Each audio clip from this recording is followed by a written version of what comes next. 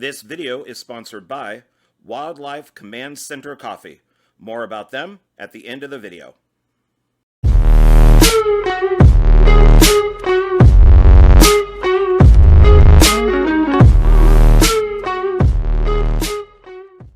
Hey everybody, it's me, John Ward, and I am back with another One Filmmaker, One Film, and today my guest is... Hi, I'm Tanner McGarr. I'm the writer, director, and producer of the feature film that was just released this year, Beware the Woods, and that's what we're going to be talking about today. That is correct. We would not be talking about Watch Out in the Forest. Or Be Aware of the Woods, starring this lovely woman. Yes. And then what's the other mask you got there? This is a clown mask. It also makes a brief appearance in the film, not nearly as killer, if you know what I mean. It's just there to scare somebody in the film. Yeah, like, there's always the trope. Gotta like, boo, I hate you. It's a joke. There you go. Stuff. Yeah, it is a trope in these type of films. Friday the 13th Part 2 did it. Was it The Burning did it? So you got to throw that in there. Every low budget horror film. The one trope I never got to is them spitting out blood. Oh, okay. Well, that's next. That's movie 2. Oh. Yeah. Second one. And Beware the Woods. I've watched it twice now. And it's 1 hour and 10 minutes. You can get that through Scream Time Films, through I'm blanking on people, through Todd Cook. And I'm going to be picking up my copy shortly. So, and I don't know if you remember this, but you asked me, what do you think of the title Beware the Woods? And I said, oh, it sounds like a tagline, not a movie title. And I was wrong about that. And I can admit that I am wrong about that because I like the title. Well, thank you. There was a long internal debate about what I wanted to call this film. The initial title was kind of wimpy. It was Maternal Instincts, which I found out was taken by some movie in the 80s. Then I went to Maternal Massacre, which Todd informed me there's too many massacre films. And then around that time, a documentary called Beware the Slender Man came out. And I was like, oh, beware. That's an interesting word. Beware the Woods, which is not grammatically correct, but sounds fun to say. Ought to be catchy. Well, I guess it matters who's saying it in the film. If it's maybe some redneck, then to them it would be correct. But if it's woods, one of those city folk, then it would be not correct. So, but I like the title now, and I liked it before. I just thought, like I said, it sounded more like a tagline. But who am I? It could be both. Beware the Woods. Beware the Woods. Yeah. See, there you go. And it's all filmed in Colorado, right? Yes. So I was filmed more in the countryside of Colorado, which is where I currently live. I'm going to be moving out to LA within a year, but I did currently film in Colorado. The woods are in Poudre Canyon on private land, which was kind of what started the idea of the film initially, because my family has some land up in the woods. I'm like, oh, this is perfect for a horror movie because nobody's there and it's just like all untouched, as you can see in the film. Like, I'd be stupid not to film anything up there. And then the plot eventually came from that. Yeah, it's beautiful looking up there. The colors look really nice. So I was impressed with with the mountains and the greens and everything looked really nice. It was probably a lot of really good like B-roll footage, as I'm sure of woods and roads and stuff like that. It was, although unfortunately, a year after we filmed it, there's a big fire up in the mountains. Oh no! All those pretty woods you see were all burned down. The cabins were fine, but yeah, now you could see clear through it. It's a time capsule of a film almost, because it's not going to look like that again for many, many years. Oh man! Please tell me it was a birth reveal party that started it. I don't know. Gender reveal party. There we go. That's what they're called. Gender reveal parties. Or was it just somebody do they know what started the fires? I think it was lightning, which would be the scariest thing, to see lightning strike a tree and suddenly everything's burning. Just gone. I don't think it was a gender reveal party, but if it is, I mean, congratulations. Those people. And so one of the things I found interesting about this is that it's one guy and 3 girls. But at some point, I guess like a guy was supposed to join them, but he chose not to because he like is afraid to poop in public. So why one guy, 3 girls? Well, here's the story of a bunch of difficult casting. Initially, it was supposed to be 2 guys, and 3 guys and 2 girls, actually. A lot changed. Greg, the character I had, Porphyria, who like you have the shitting problems, who you see in the post-credits scene, that is Greg. He was initially supposed to go up with them, and the character of Liz was initially Larry. But there was a lot of trouble casting to the point I decided, you know what, we're going to gender swap Larry to Liz. And our Greg actor actually dropped out the day before we started filming in the woods. So I'm like, you know what? Screw it. We're going to cut all of Greg's lines and give them to Liz. So, okay. There were a lot of last minute changes. I know it does seem weird now. It's 1 guy and 3 girls. I'm like assuming like Liz is probably like LGBTQ, like there's nothing going on there. But yeah, so that was a last minute change. It was intended to be 3 guys, 2 girls. Greg was kind of going to be more, he was like a muscular person we cast. He was going to be more jock and whatnot. The guy you see as Greg in the post credits was not initially Greg. That was just another guy I got to play the role because I was understandably disappointed in the person we cast as Greg for telling us the day before, I can't do it. Yeah, what's that? Well, I have found that people don't take these things seriously because it's not Steven Spielberg, or it's not, you know, if you're not Sam Raimi or something, you know, and you're just doing a low budget horror film, then it's like, oh yeah, I forgot to tell you I have a swim meet or something like that. You know, oh, I'm going to go golfing. I forgot to tell you that. And you know, and they don't seem to care. They don't know how important it is, like you said, how difficult it is to cast. So, but you would never know it from the film. No, and I am thankful to the actors, our main actors who did stick with us, because it was a lot of disconjointed days of filming because, like, you know, so many scheduling conflicts, but they did stick with it. So I'm thankful to them. But I did come across many people who were like, yeah, I'd love to be in it, feature film. And then also like, I might be there tomorrow. I don't know. It's like, you can't say that on a film set. I can't like be waiting like, oh. Yeah, but thankfully we did get some committed people. It was a long process to get casting done, but I like who we got. I think they stick out. Well, so let's get into then. So how and when did you come up with this idea? Okay, so this idea I came up with a while ago. So I was obviously, and you know this, I'm really into like low budget horror films, right? Because I was like, I find it really inspiring that people will make movies with nothing at all, right? And it inspired me to go after my dream because I wanted to make a feature film even though I don't have millions of dollars. And I want to make one before waiting like 15 years before someone will maybe take a chance. And I was inspired by these low budget horror films to do my own. Now the plot itself came to me in October of like 2018, real long time ago. I have a tradition with my family where we go to corn mazes every year, right? And they're always spooky and fun and get that Halloween, you know, feel. However, that year the corn mazes were terrible. I didn't get lost once. I walked on the same path and made it out. So I was really disappointed. So I went home and started watching some Not Scary Farm videos to try and like make up for my lost feelings. And in one of the videos, it's like a barbecue, like Leatherface type walkthrough. For a split second, you see like someone who's clearly someone faking to be an old lady in the restaurant stare at the camera as it walks by. And I don't know where, but that sparked the initial idea. I'm like, I'd really love to do a film about some old lady killer who's like deep in the woods. Just something about that is fun. And I don't think we see it often because most killers are bald guys with a mask, right? Right. So that's what initially sparks the idea. The other stuff just came from personal experiences. I've stayed in the cabin we filmed at, and when it's nighttime, you can see nothing. And I always imagined, like, how creepy would it be if someone showed up here in the middle of the woods at night? Which someone weird did show up while we were filming, which I could probably get into later as the weird set stories. But it was just a mix of stuff. And over 2019, I started writing the film, like slowly over the school year. And yeah, it just developed from there. But it all started with that like weird split second, like creepy old lady in a barbecue place. Sounds like a fun idea. Okay. So did anything else come to mind? Did you figure, okay, I got this idea, slasher movies sell.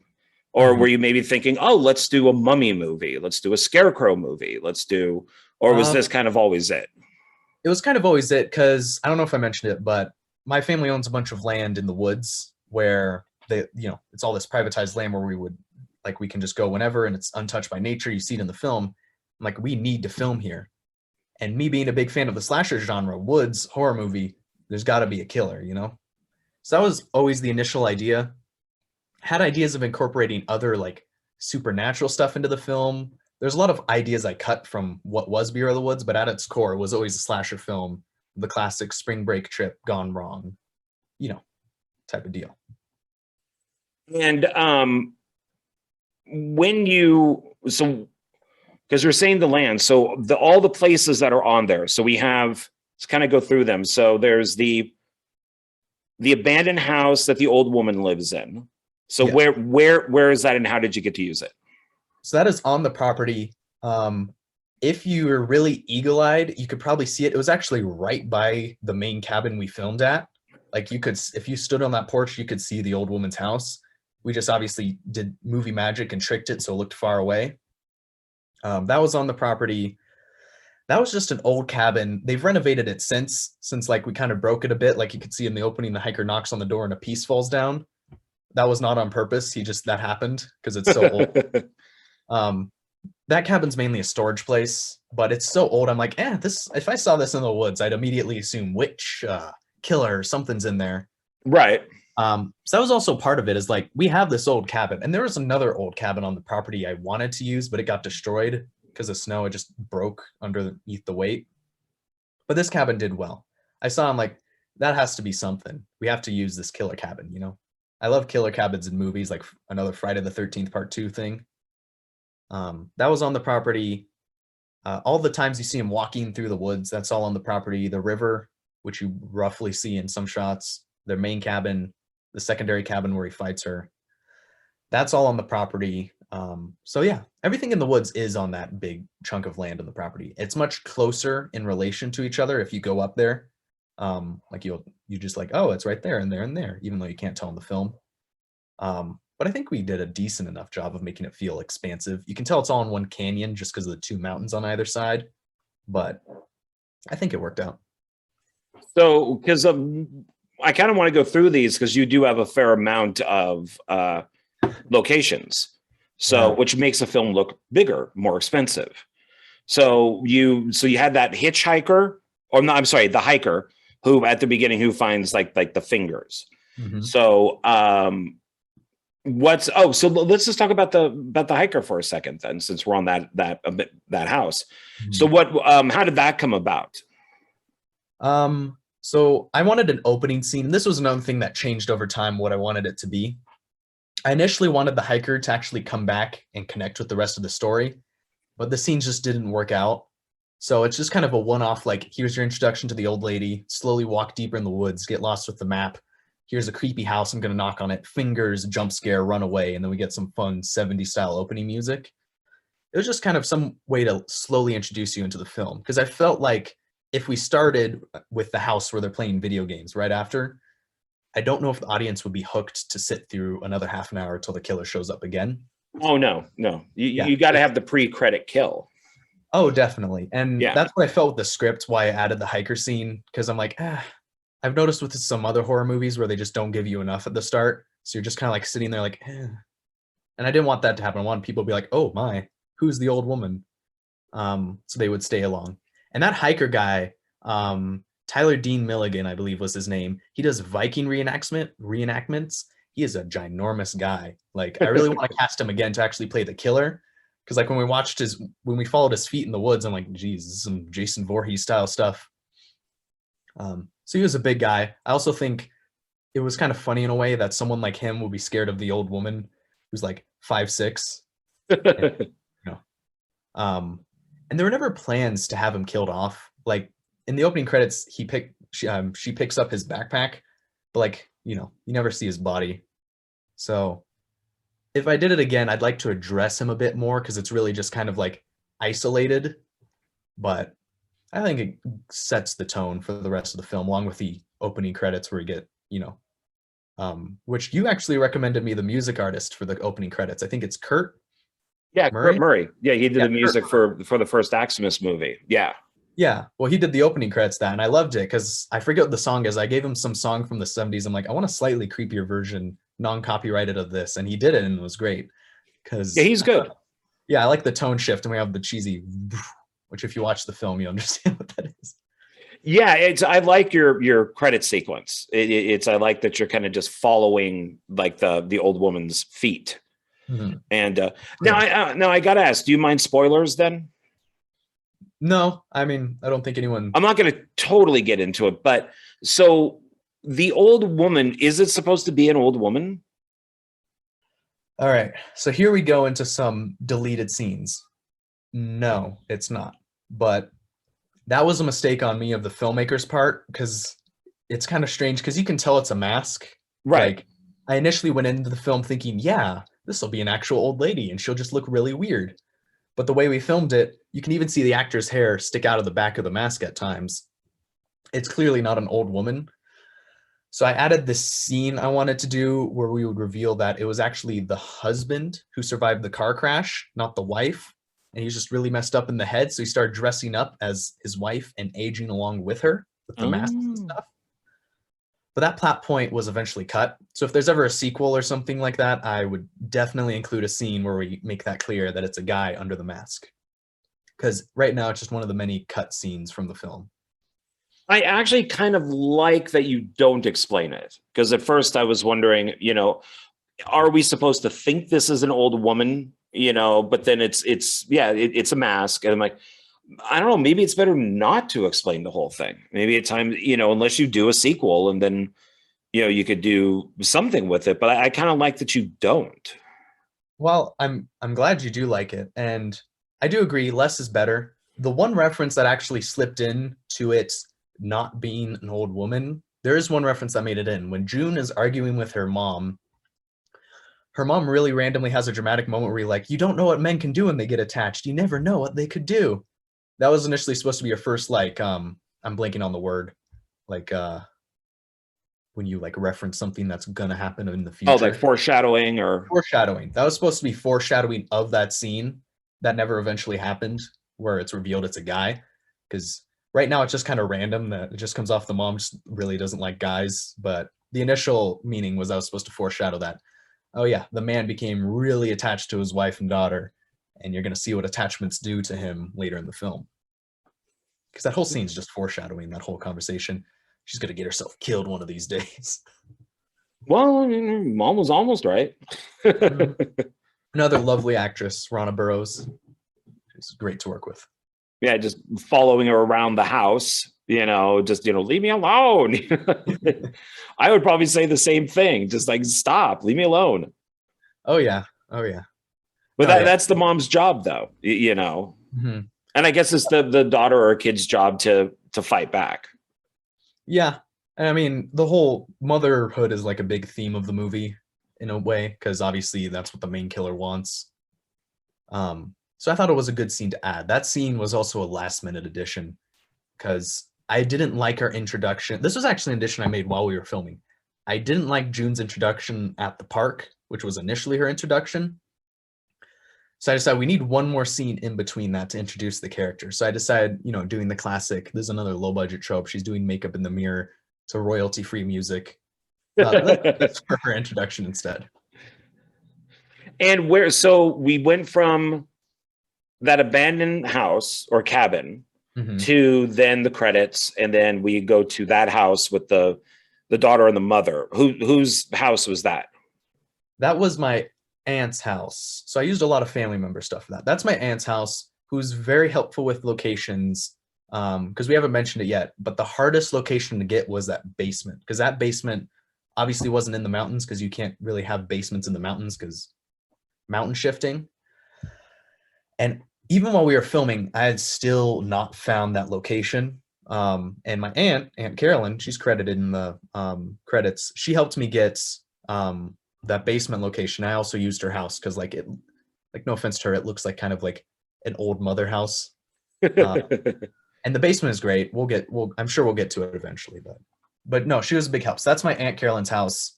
And the other house we see where they're playing video games in the basement is my grandparents' old house. Because in between filming, they actually moved houses, which was very helpful for us because we could film at both now. Yeah, good point. Yeah. Yeah. When they pick up Jessica, that's my grandparents' new house. So we got to film both in the same movie, and it was very useful.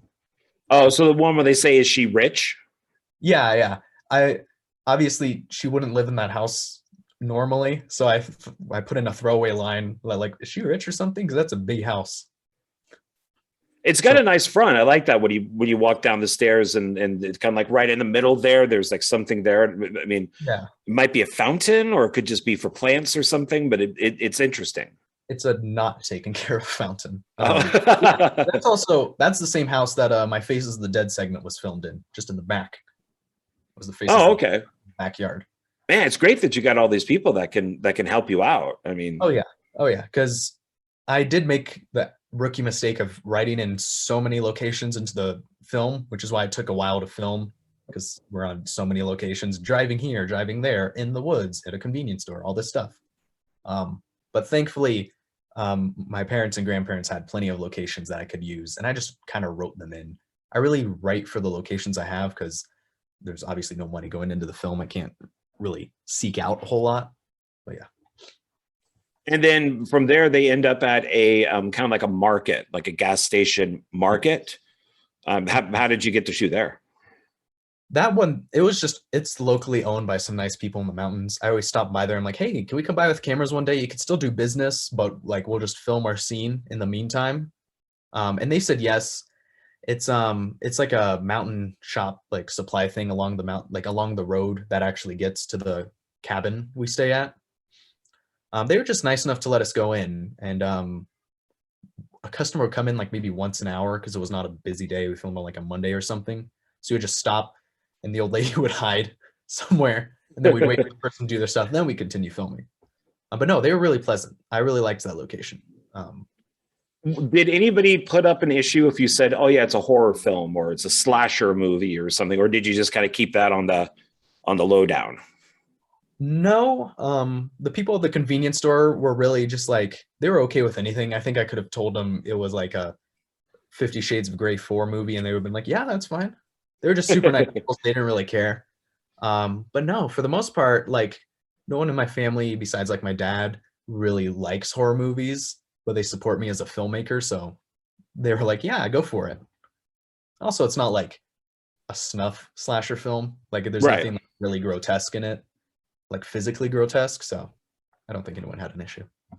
No, at that point in the film, when they enter that market and the old woman's there, or the old lady is there, do they know that it's a mask or that she's wearing, or are they supposed to think script wise like it is just an old lady?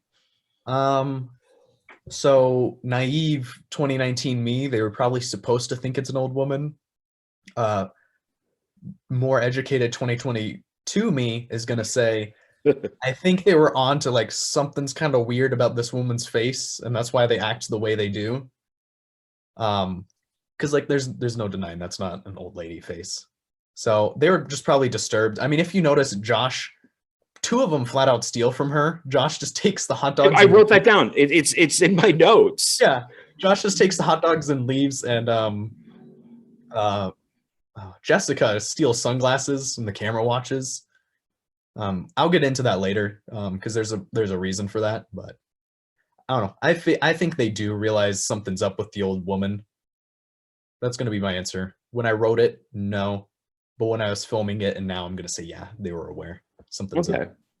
Yeah, I figured that they probably did, that they, I would think maybe burn victim, possibly, like if they were to make a comment about it, like maybe she got burnt and so she wears the mask. Yeah, like a don't question thing, just to, accept it type of deal. Yeah. And plus these days we're supposed to accept everybody anyways. So it's just, so it would kind of be out of place for them to maybe say something, Was it a man playing the old lady? Yes. So I needed someone who was ready for me to really pick at them for like what they do, because I'm very specific with the killer movements, and I'm sure you noticed them making strange movements. So I actually casted my dad, the other guy who likes horror movies, to play the old woman. Because I didn't want to cast an actual old lady, because I wanted this old woman to kind of do some non-old woman stuff to give off the weird vibe. Like that's why I initially went with a mask, because to me this looks creepier than an actual old lady face, because this doesn't have a soul.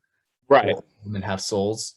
So, but yeah, it was my father. He played it. He had the physique for it. And I think he did a good job. I just directed him very specifically because like he's an actor, but he's not an actor. I directed him very specifically what I wanted the actions and movements to be. Who did the voice? So that's a distant relative of mine who actually passed away recently. Oh, I'm sorry. No, she lived a good life. She voiced it. It was like a Darth Vader type deal. My dad did the physical acting and she did the voice acting after we filmed it to just match the lips, even though those lips can't really move. But yeah, so it was a Darth Vader situation with the old woman. Okay. Yeah, I always like that with Darth Vader he always with the hands, get those droids. And and it just did. I don't know. Maybe if David Prowse thought because nobody could see his mouth that he would have to act with his arms all the time. Yeah, there's some cuts where you can tell like, okay, I don't think the old lady is actually speaking because we often don't see her mouth move when she talks, just for a few moments. That's why, because in post I wanted to make sure I could like fake it enough. Her lines were also drastically cut down initially. That was the one thing everyone in the cast and crew gave me pushback on. I wanted her to talk a lot more because she's still human. She's not that crazy where she's gone Leatherface mode.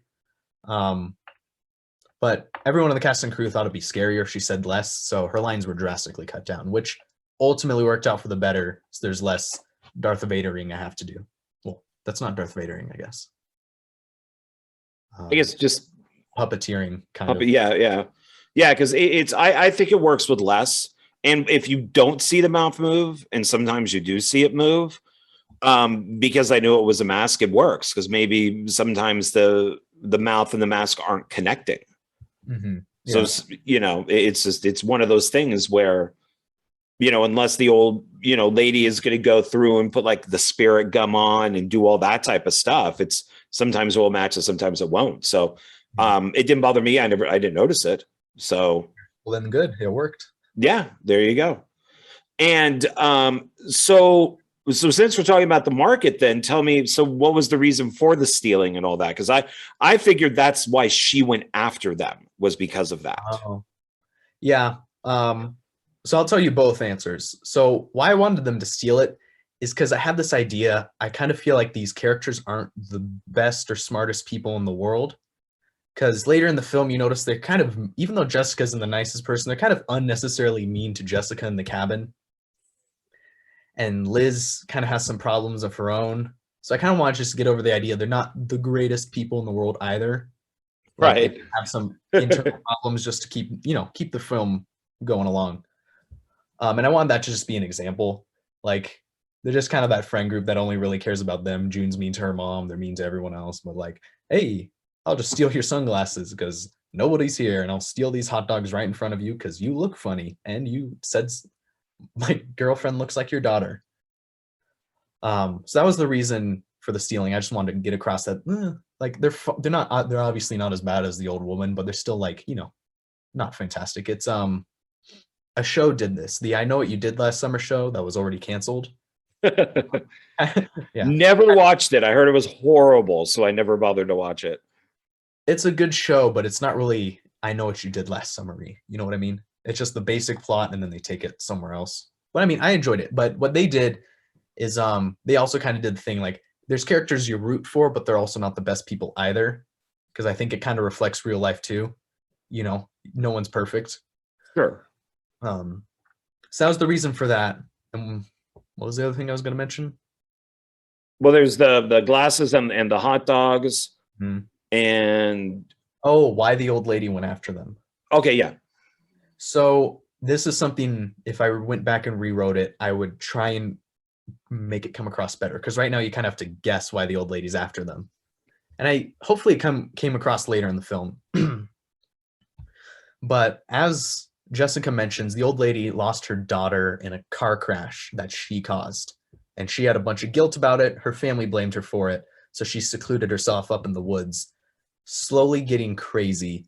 And there's actually some interesting backstory as to why she's getting crazy. We'll mention later, because I'm sure you'll have a question going towards it. But she slowly went crazy until like 25 years later, she sees June, who is the spitting image of her daughter when she died, right? So something just clicks in her brain. That's my daughter. And that's the whole reason for the convenience store scene, is the old lady, seeing June. So that's why she shows up, and that's why she kidnaps June and tries to keep her and feed her and saying, "You're in timeout." It's because something in her brain thinks June is her daughter, who's just lost in the mind. So that's the true reason. I mean, I don't think she even really noticed the stealing that much, because she's still nice in an old lady type of way to strangers, like probably gives kids free lollipops or loose candies or something like that. So I don't think she cared too much. It was mainly like, ooh, she looks like my daughter. I'm going to go find their cabin and watch them. That's that's interesting, as you were saying, back then compared to now, is knowing that it's a mask and not an old lady, or possibly an old lady with a mask. Mm-hmm. It comes off much more creepy, that she's maybe not this nice old lady. Oh yeah. Yeah, that was definitely the intention with the mask. Is I think if it was an actual old lady, you just kind of be like, but it's that mask, and you're like, something's not right. I think more creepy. I could see them, like moving back, like when she goes to touch them. But as far as we know, the daughter is beautiful. Like maybe she's saying, "Oh, you look like my daughter," and the daughter is absolutely gorgeous. Mm-hmm. Yeah. So if it was another old lady, they probably would have taken it differently.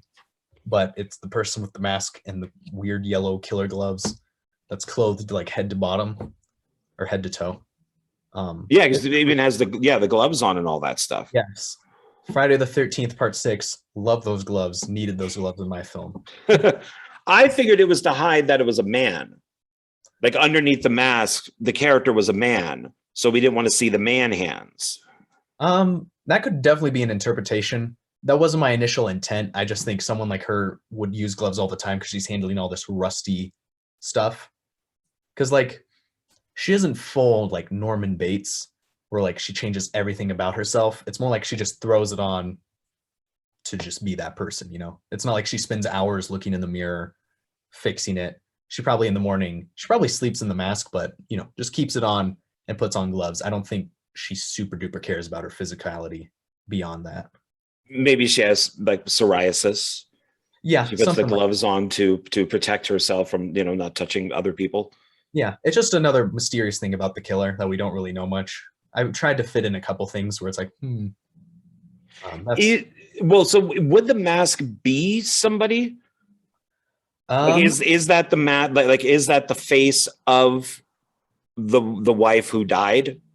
Like almost leather facing it, or is it just a mask that he thinks looks very similar to her, kind of going off of a previous conversation that we've had?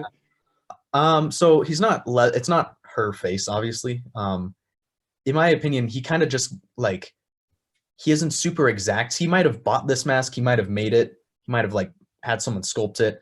It's more of like what his interpretation of his wife would look like at her current age, 25 years after her death. That's probably his interpretation of it. So it's kind of leather-facey, but he doesn't peel skin and wear it because he thinks like he is his wife, because he, it's guilt and wanting to be a mother in a strange way. So that's my idea behind the mask. Is it just almost like just a general thing where he feels more comfortable being the wife, because now he's the mother. All he's missing is the daughter, which he finds in June. Okay, interesting. It's kind of a what is it, like almost like a schizophrenic transgender in a way person? This I'm going to actually explore more, which once again I keep teasing. There's another thing I'll talk about towards the end, that's going to hopefully give some more revelations to why the old lady's the way she is. I didn't want to go full into it because when you fully understand a killer, there's nothing to fear. So it's very much left up into interpretation. So yeah, it's up to interpretation. But I mean, some people might think it is an old woman underneath the mask too. Like my creative, like there's nothing specifically that says it is a guy under there besides like the physicality of the person. But yeah, so. But I like that you're digging deep into it. Shows I made some complex character. Well, you know, because now I'm seeing it because I'm picturing the mask and the old lady, and I'm like, burn victim maybe. Okay, maybe it's, you know, you said like it's the husband and he dresses up like her, and that's like the mask represents her. But then if he needs to go into town to buy food, he goes as himself. And then like, so people see him as himself, and then he comes back, and then to prepare dinner and clean, he puts back on the wife's stuff. And so so I'm kind of like building all this in my head of who this person is, which of course is not my job. That's your job as the writer. You're wrong. As a viewer, you got to figure it out for yourself. And good point. True. I'm glad you are. Because like I have minimal answers, but like I would need to explore it in another context to truly flesh out all what happened over 25 years. Because 25 years alone in a cabin in Colorado where it snows and you might not see people for months definitely took a toll on her. And there's other aspects too. But what she does day to day is a mystery. Who knows if she even leaves the woods, because she feels closer to her daughter in the woods since that's where they died. This is a much bigger movie. This is just not a 70-minute film. This is a much larger film. Keep them wanting more. What can I say? Yeah. You can make it Bewares the woods, or Bewared the woods, or if you just want to make it singular, it could just be Beware the Wood. They're just like around one piece of wood. Beware the 3D. Yeah. See, titles are flying. Titles are flying itself. So well then who would the hiker finds the fingers? Who would the fingers be? So there are a couple times we're alluded to that she's done this before. There's the fingers, there is the other corpse in her basement that you see, the skeleton, and there's the cabin next to them that has a car at it and it's just empty.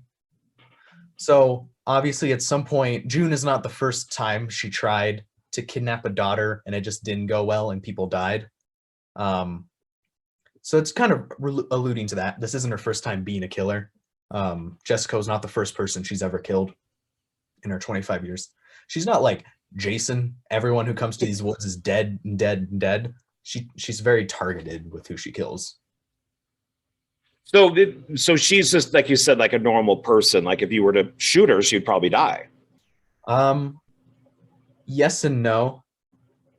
I mean, this is going to once again expand it far beyond the 70 minutes. My idea behind the old lady is she has kind of a curse. She has a curse that she's never going to be happy again because she took the side of murder. She won't die because she has to keep living. Because if she dies, she gets reunited with her daughter in like the afterlife, right? If she's still alive, she has to live with the pain that her daughter is gone. So her curse, not set by anyone in particular, not even a real thing, is that she has to just keep living and keep being this person alone in the woods. She can never actually have her daughter back. You know, how many ever times she tries to kidnap someone, it'll never work. So in my head, I don't, like, yeah, if you shoot her, she would die, but I don't think you'd ever get that exact of a chance because it's like a weird curse on her. She can never die because then she'd be reunited with her daughter, which would make her win. For the horrible stuff she does. Clear, like she tortures people, as you saw.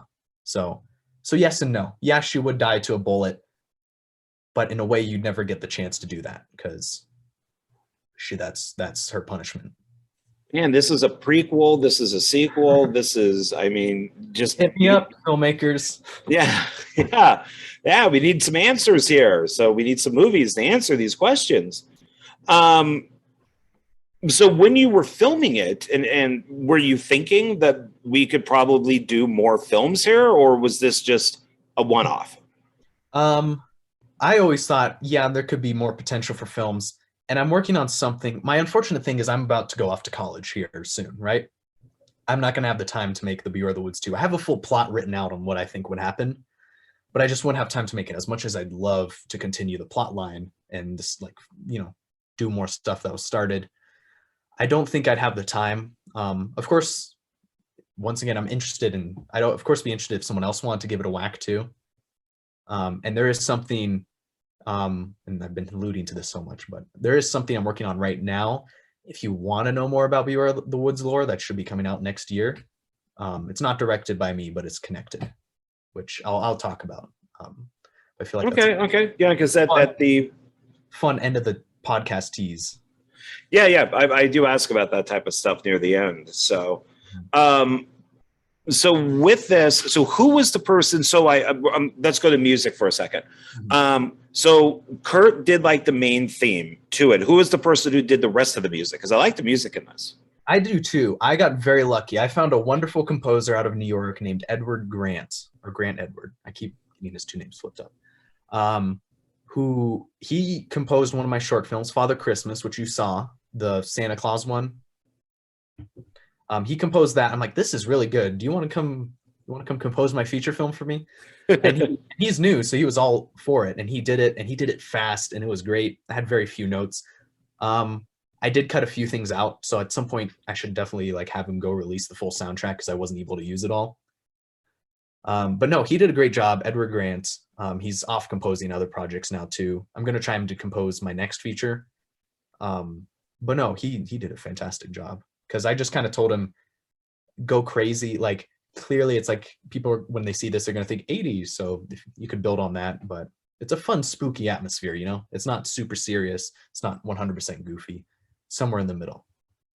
Yeah, I wish people would release soundtracks to their films. It doesn't matter if they're low budget or micro budget or whatever it is. I mean, especially now that everything is digital, it's not going to really cost anything to put it up on Bandcamp or I guess Spotify these days, or whatever it might be, or just release a CD. Just do that through Kanaki. Oh yeah, and I've told him he has my full permission to do so. But he hasn't done it yet. I should tell him, because there's a lot of good music, and it's a film. Obviously, most of the music gets kind of sidelined to the background so the dialogue can happen. But it's a lot of good stuff. I listened through it. He's very good, very talented. Yeah, I have only positives. And during the credits, it looks like there's one VHS effect. Why is that?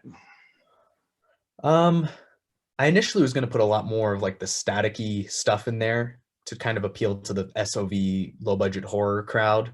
There's some of it. It's at the opening credits. You see it towards the end. It's another thing, like with a lot of stuff, I wish I did more on. But it's an aesthetic choice, I guess, in a way. Okay. And at some point, I do want to talk about that ending, but we can do that later. We'll get to the ending. So I really like that ending. I will mention that when they, because you brought up the picnic table earlier, like when, that was supposed to be that introduction. I will have to say, those sandwiches look good. I have so many stories about that picnic thing. So my father is going to be glad you said those sandwiches looked good, because I just want to buy them. I wanted to buy them at the store, and he's like, no, I'll make some. I'm like, that's a lot of work. But he put so much effort into making that picnic food look like it's good. And also something about that scene, that was probably the worst scene to film, and you would never know. So in the background, you have to really be paying attention. There's motorcycles always going back and forth. So you might be wondering, how do we get the audio?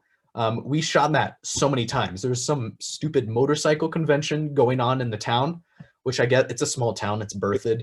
Great pizza, but it's super small, and I love filming there. And there's these motorcycle people who just decide, we're just going to go in circles through the town, and it kept going by us, and it was a pain. So I had to really try in editing. We only got one clean audio take, so I just had to sync it up to them talking with that one audio tape. It was a pain, but I don't think you can tell for the most part.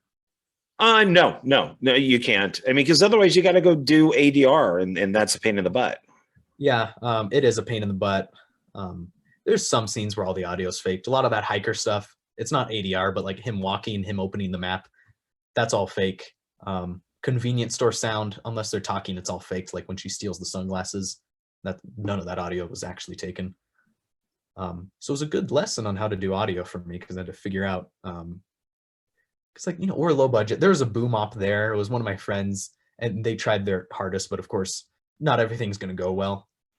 So there's a lot of audio that got messy. In fact, I had to have, Matthew Fessel, right? Yes, I do. Yeah, I had to have him come in and help me out with one scene, because I'm like, this is just awful. Can you please help me out? It's the scene where they do the kiss. That audio is just abysmal, and so thankfully Matthew came in and helped me out. His name's in the credits. Yeah, I saw that. I wrote it down. So yeah, Matt is he's really good as with what he does. So have you seen his film Hacked? No, I need to catch up on so many things. It's good. It's very good. So yeah. I sent him a message, and that just said I liked Hacked. I said I just watched Hacked. We need to talk. And he's like, oh crap. And so we got on the phone, and I just gave him nothing but praise. I mean, it was just it was nothing but praise, everything but praise, everything, nothing but praise. Yeah. And yeah, I mean, I loved it. I thought it was really good. So yeah, when you have a chance, definitely check it out. So I was really impressed. It's on my long list of filmmakers who supported me. I got to go support back. But yeah, no, Matthew's a great guy. He was very helpful. That was the only scene he did, because obviously, like, low budget, I can't pay him to go through the whole movie. But he still was there to just offer me free advice for some of the other stuff, and it was great. He was very helpful. Yeah, that's good. That's good to hear. So going back to food for a second here. So please tell your dad that the sandwiches looked awesome. I hope that they were eaten, because it looks like nobody took a bite out of them during the scene. And I'm like, oh no, if those sandwiches got thrown away, I'm going to be very upset. I'm hoping that they were eaten for like lunchtime or, some sort of break. I don't want to burst your bubble. I don't think they were, because we shot that so many times and they were kind of grody by the end. I mean, you see the actors take like actor bites out of it, but yeah, it's very just like, and then she puts it down. I'm like, no, eat it. That looks good. and with like the stealing with like the sunglasses, and then with the hot dogs, I get that she would steal the sunglasses, because that just kind of seems to be who she is. She's just kind of all about hate in a way. So I'm going to steal the steal. But why doesn't he pay for the hot dogs? Why doesn't he just like throw down like a couple bucks and just say, take this, and I'm going to take my warm hot dogs and leave? So that was something I just like blanked on in the script, that he pays for it. Like, it just says he walks out with it, and that's what the actor did. And I think I realized after we filmed, I'm like, he flat out steals those hot dogs. And I just like, what, it works. It's just kind of a weird, like, there's scenes like this in horror movies where actors do stuff that normal people like don't do in movies. You're like, that's kind of a strange thing, but it catches your eye. I think it like regains interest. I forget who it is. Some actors will do this in the background where they'll do movements, so you're always concentrating on them, even if someone else is talking. It's like one of those fun scenes, just like, oh, he just stole those hot dogs. Or, that's strange, but all right. Well, yeah, like I was saying, I figured that's maybe why she kind of targeted them in a way, kind of like in Halloween, when they yell at the car, and then the car comes to that jolting kind of stop, and then he sees them, that the attention is drawn to them. I've even said it, and I'm really pissed that Ridley Scott doesn't mention this in the Alien Covenant audio commentary, is when they hit the planet, they're smoking, and the guy just throws a cigarette on the ground and stomps it out. And I'm like, and then they're just walking over all the vegetation, and shit's breaking. And it's like, well, okay, well, this is what humans do. We just destroy things.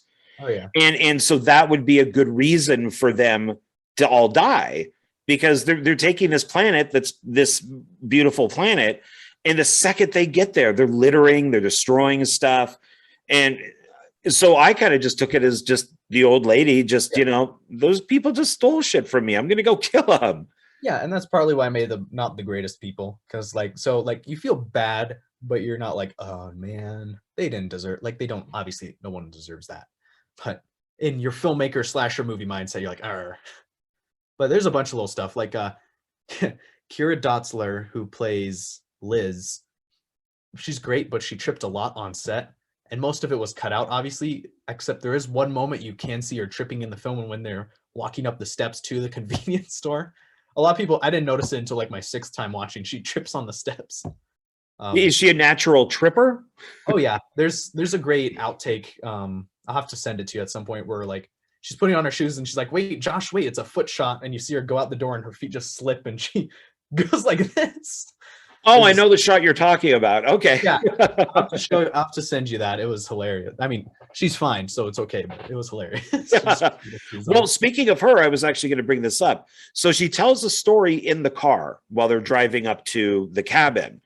And you kind of do a little montage of her talking and people being bored, and it goes in and out and out. How long would you say her story was? If you had to look at it that way, where you had to constantly dissolve and dissolve and dissolve, how long was it? It actually was not long. I had trouble dissolving it to make it sound weird. Because that was always the idea, is to dissolve so we could see passage of time, so I don't film their hour-and-a-half drive to the mountains. It actually wasn't that long of a monologue. It was a monologue I wrote with a really nonsensical story. But actually, it's nonsensical, so it'll sound like it's cutting through big different pieces. Size of a refrigerator, jumped on the car. Anyway, so it actually was surprisingly not long, because like I don't really want her to memorize all that just for me to like, all right, I'm gonna cut this, this, and this. So it was not long. It was kind of difficult to edit because it wasn't very long and I had to make it seem like it was. But yeah. So story-wise, how long would it be? Oh, like in their world. What you just said is interesting. I'm glad that you said that. But yeah, but I'm talking like in the world of Beware the Woods. How long would that be? Oh, that's a great question. I had this figured out at some point. I had all the time, dates, ages of everyone. It's all figured out at one point. It's faded. And because you just got so old, and you're just old. Yeah. Well, after a while, you move on to other projects, and like you kind of forget like all your hyper details. But I did at one point have all the times figured out. It was probably like 20, 25 minutes. I think the drive up there is a good hour and like 10 minutes, because June falls asleep in the car too. So I'd imagine that took up another half an hour. And then obviously we fade again too, out the car window. So not like 20-ish minutes. I mean, clearly they're done. June regrets asking the question. She says that. Yeah. Yeah, she does. Well, and then in her dream, she has that coffin in the field. So explain that. That was the first scene we shot for the movie. So there's that. So once again, my lovely grandparents own this farmland they never use out in the middle of nowhere. It's a field. And I'm like, this looks like where you have a weird Silent Hill dream. We're gonna do a thing in the dream sequence. And this is another case where scenes were cut. That dream was much longer. One of the few deleted scenes, because we actually filmed the second part of the dream, but I deleted it because I'm like, it's just overkill. Would be the continuation. Initially, she was actually supposed to be in a car, like an auto wrecker's place, where she would chase herself, which would be the ghost of Seren, and eventually like a car would like hit her, and then she'd wake up in the dirt, see the coffin, get grabbed by the old lady, which would transport her to the basement, where she would try and get out through this trap door in the ceiling, and the old lady would kind of emerge and limp with her like hacksaw and then slice her. We filmed the basement part, never filmed the car wreck part, and I decided to just keep the field part because I feel like that was the most unique out of all of it. Because the field does make a return later, but for the most part, like unless you watch the post-credit scene, that's like a weird one-off, like another one of those strange scenes. Which I'm sure we'll get into later, because you watched the post-credit scene, right? Yes. Okay, I'm sure we'll get into it then, what the more meaning of it is, but I don't know. It was just kind of weird. I think coffin in the field is like symbolizing your death is approaching at the hands of the old woman. I don't know. That's a good title. Coffin in the field. I like that. Coffin in the field, yeah. It doesn't have the most meaning. It's just something. I like dream sequences because you don't have to pay attention to reality, and so. Well, with thinking all that, with what you've just said, with with like the old lady being in the dream and all that type of stuff, it almost sounds like you're going for, like, if you remember back in the day, there always used to be like the Mummy movie or something like that, where the woman in present day was actually the wife of the guy who's the mummy, back in Egypt. and that's why he goes for the girl in the present day, because they look identical. So with what you're saying, is she maybe reincarnated? Reincarnated. That's what I'm trying to think of. Yeah, the reincarnation. I will give you a definitive lore answer to this. She is not reincarnated of Seren. Okay. She just looks like Seren. Like, got it. If Seren actually did show up, she would look similar to June, but she wouldn't be an exact match. It's just that height, that sort of physique and facial structure and long black hair is what Seren looked like. But no, it's not reincarnation. I love the Mummy movies, but I always found reincarnation kind of a tricky plot point. So I know it's definitively not reincarnated. Okay. And to go back to the market for a second, there's a song in there, I believe it's called "Whistle in the Dark." Yes. Why did you decide on like the songs that you use? Why did you decide on the music that you used? So a lot of it was money. I don't have money to pay artists to buy their songs, unfortunately. That song, I think it's under like it's copyright free because it's old and not kept up. And I just think it's nice. It's like an old like jazz song and it matches the aesthetic. I definitely want the song in there to be different. And that's one of my favorite scenes because I think it really fits. Like there's bird noises and you see the woodpeckers kind of fly by. I don't know. It doesn't have any symbolism. I just think it fits the mood of the old lady's convenience store. Okay. And then when they go to their cabin, it looks like it's not built or fully built. Like it's mostly there. Is that, did you know that going into it? All right. Here's another fun story of last minute. Yes, that cabin was in construction. The cabin already existed, but they were expanding onto it. So it was in construction when we went up to film. That's why there's the throwaway line, "Oh, I assumed it'd have furniture," even though it doesn't. We were initially going to film in the cabin that was next to that cabin, the big one. That's what I wrote the script over, is to film in that cabin, right? But it just didn't work out because the owners really wanted to be there and they couldn't match our dates. So we're like, we're just going to use this in construction cabin and be careful and come up with some reason that, it's in construction. So that's why it looks like that. Just production issues that happen. So you have to come up with some film reason. It'd be weird if they didn't acknowledge that there's wooden boards on the wall. Right. There was one weekend they were like glazing the floor. I don't know what it's called. We filmed for 3 weekends at the cabin and the woods around it. They like glazed the floor so you couldn't put your shoes on there or else you dent it or stain it permanently. So it became very annoying because every time you enter the cabin, take off your shoes and slide across it in your socks, which became a pain, especially in the woods where you want to keep your shoes on tight for various reasons. Right.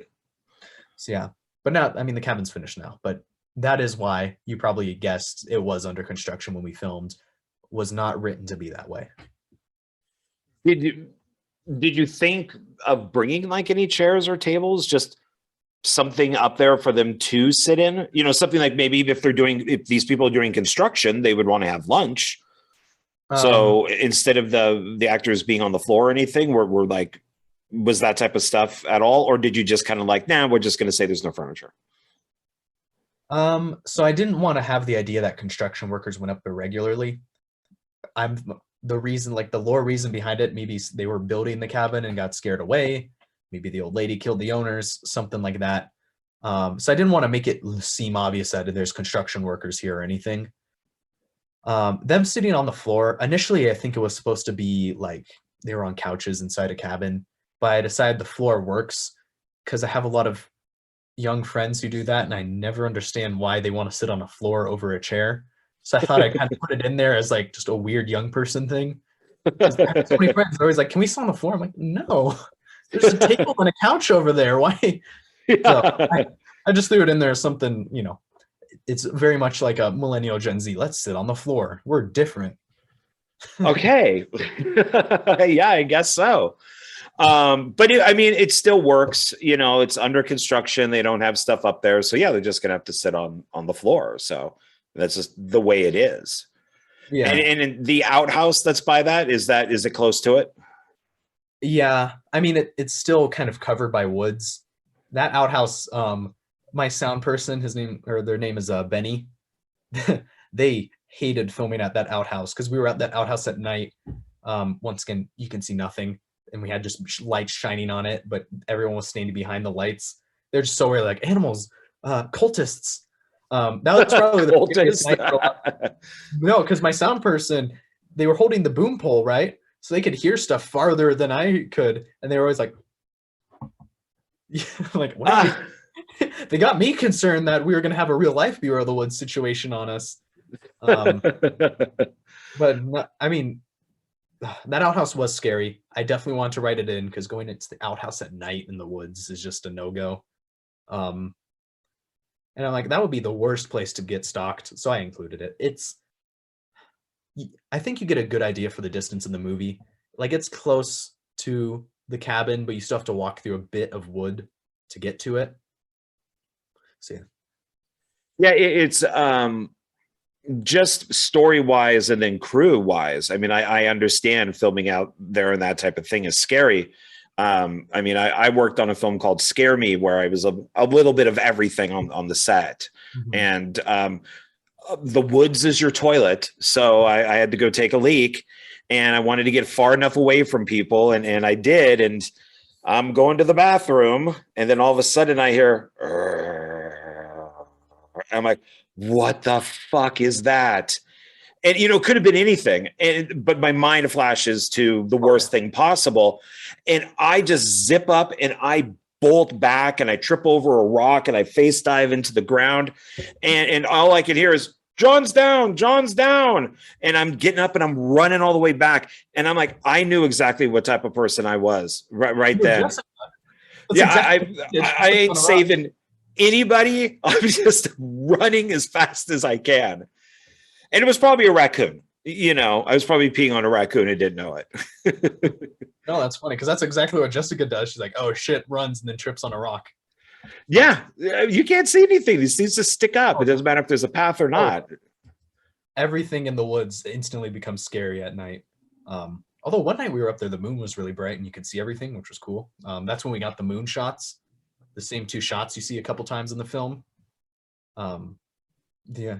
But yeah, no, that was the idea for it, is like, you know, spooked. I mean, she was brave to stand out there and flash her light around yelling, but you see a person watching you in the outhouse at night, I don't think you care about anything. Right. And well, so speaking of spooky stuff, there every once in a while we hear kind of like wood chopping. What's that? Yeah.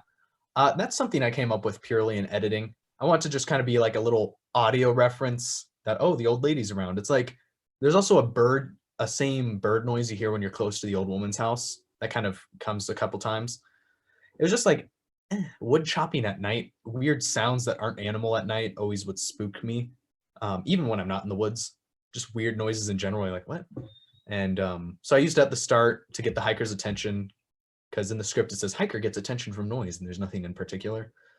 And then I wanted to use it again as another spooky moment where she hears wood chopping, because like Jessica's last moments really sucked. I don't know why she decided to use the bathroom. If I heard someone chopping wood at night, I would probably just leave.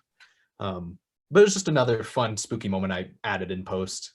I think it's just like they hear a noise in the woods is all that was written in the script, like a twig branch, which I do a lot of horror tropes in the movie, but that was too tropey, so I decided to go for something else. Yeah, if I don't know, if I was Jessica, I probably would have just listened to Josh and just gone to the bathroom off the side of the. When we go camping up there, if you have to use the bathroom at night, you just pee off the porch.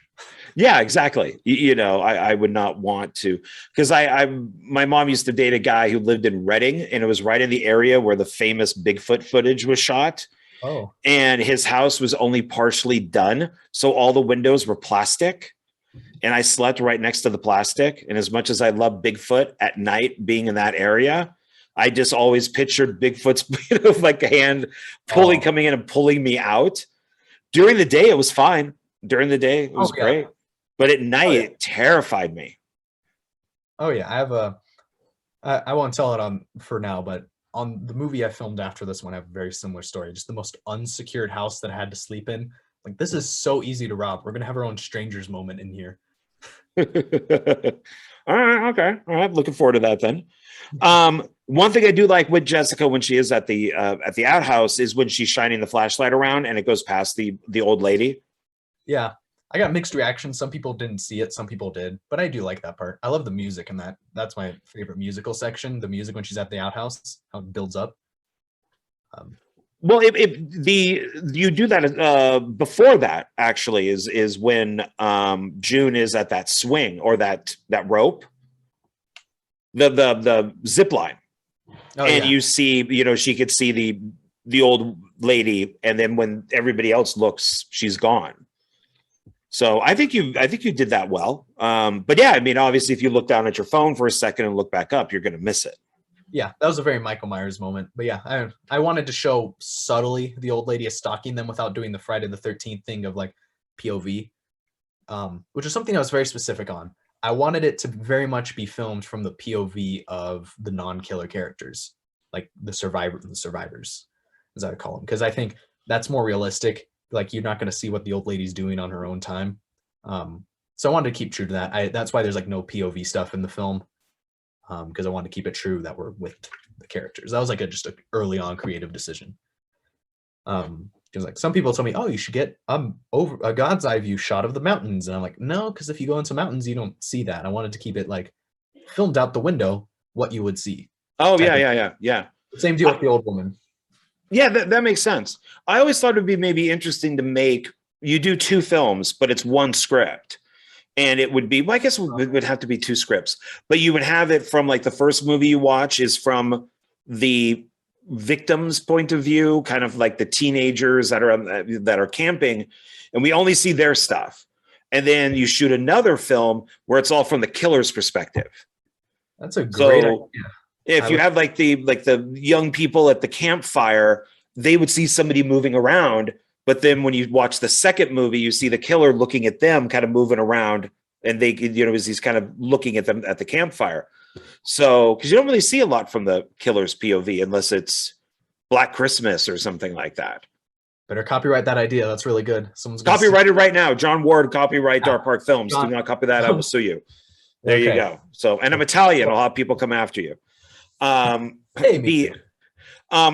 you'd mentioned the basement before. So where was this basement? Where did you find it? Weirdest place. That is the basement of a veterinary clinic. Yeah. Or not what you were expecting. I was like, in a veterinary clinic, okay. And they opened a door and I walked down there, and like that shelf with all the glass and the weird child shoes, that was just down there. All I added was like murder weapons. That's what it looks like. You walk upstairs and there's a surgery table for dogs. So that's where it was. I think it worked perfectly because it also looks like it's not really a basement. The old lady dug a hole that's caving in on itself. So yeah, that's in a veterinary clinic, very close to where we filmed at my Aunt Carolyn's house for the mom scene. Yeah, that I would never have guessed that. I mean, once again, through the magic of film, it looks like it's in that the old lady's house. It works out quite well. Yeah. And I do have one question though. There is an axe. Why doesn't anybody use the axe? Because they're dumb. There's a lot of weapons in there. Like, it was kind of improvised because I'm a big fan of chainsaws in horror movies. The old lady was supposed to use a chainsaw to kill Liz in the basement, but when I got the basement and I had the chainsaw, I'm like, this is just impractical to have rev up the chainsaw and kill Liz in such a tight area. So now she just picks up like a sharp trowel and stabs her in the head. The chainsaw does make a cameo in the film. It was a fantastic, perfect, greasy chainsaw. You see it briefly in the wide shot of the hiker when he approaches the house. You see it on a pile of wood. So the axe, I just put it there because, killer stuff. I think the characters were in too much of a panic to really process. I'm going to grab this axe and fight her with it.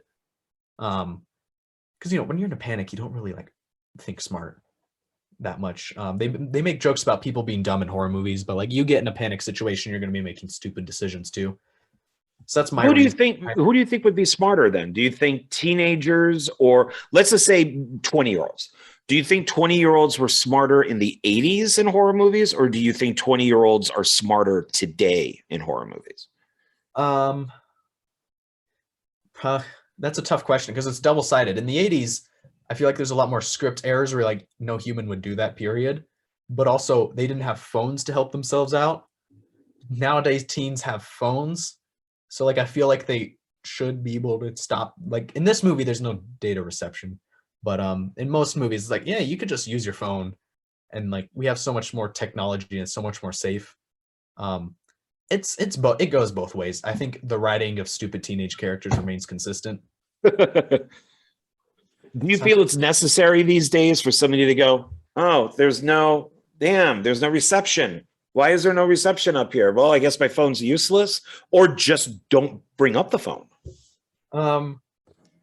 I like to keep it a bit logical. Like in this film, there's a lot of throwaway lines just so you know what's going on. Like, man, why is there no furniture? Ah, Josh has the keys. I don't. And oh my God, there's no reception up here and nobody on the road, even though you hear many cars throughout the film. You just gotta like suspend your disbelief for that one. But I think it was necessary so you could understand why they made the strange decision to go after June themselves at the halfway point. I think it was necessary to say there's no reception and the car wasn't working. So that's my reasoning. I mean, other films, if they don't mention it, they don't mention it. If like, I don't know, it's tough to say. I've never been chased by a serial killer, so I don't know what I'd do. Well, yeah, and like as an example, in the first Xmas, I didn't know that Ashley, who plays Sarah, I never noticed it. Nobody noticed it. It's all over the film. She has a red cell phone sticking out of her back pocket the entire movie. Oh, yeah. Why doesn't she use it? Yeah, there's plenty of that in War of the Woods where it's like, what? But you know. Yeah, sometimes you just, that's why I think it was for Xmas too. I just said there's no cell phones. Like cell phones. She talks on a cell phone in one scene to somebody and that's it. But like once they enter the storage facility, like cell phones don't exist. Like I don't even want a cell phone to be mentioned, because of what happened in the first film. So, yeah. I mean, if cell phones existed, the slasher fun is gone. So, yeah. And there's one shot that I really like.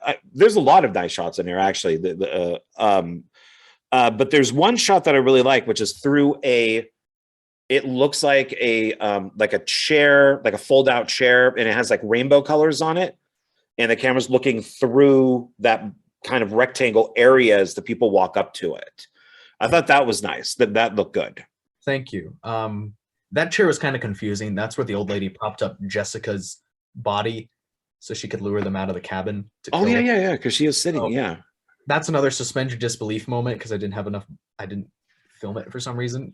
They follow a blood trail through the woods where the old lady dragged Jessica's body away. You don't see the blood trail, but so I just filmed it in a way where it's like, oh, there's probably a trail on the ground. Well, I don't think you have to. You just have to say it. That's fine. Just like near when they get up to the cabin and it's Josh who goes, ew, come and look at this. And he goes, oh, it's a dead animal. Oh, yeah. And you're just seeing the cameras just looking up at them as they're looking down. Right there, that saves an effect. It saves you money. It saves you time. And it's just... you got to rely on the actors to show that emotion that, there's a poor dead animal there.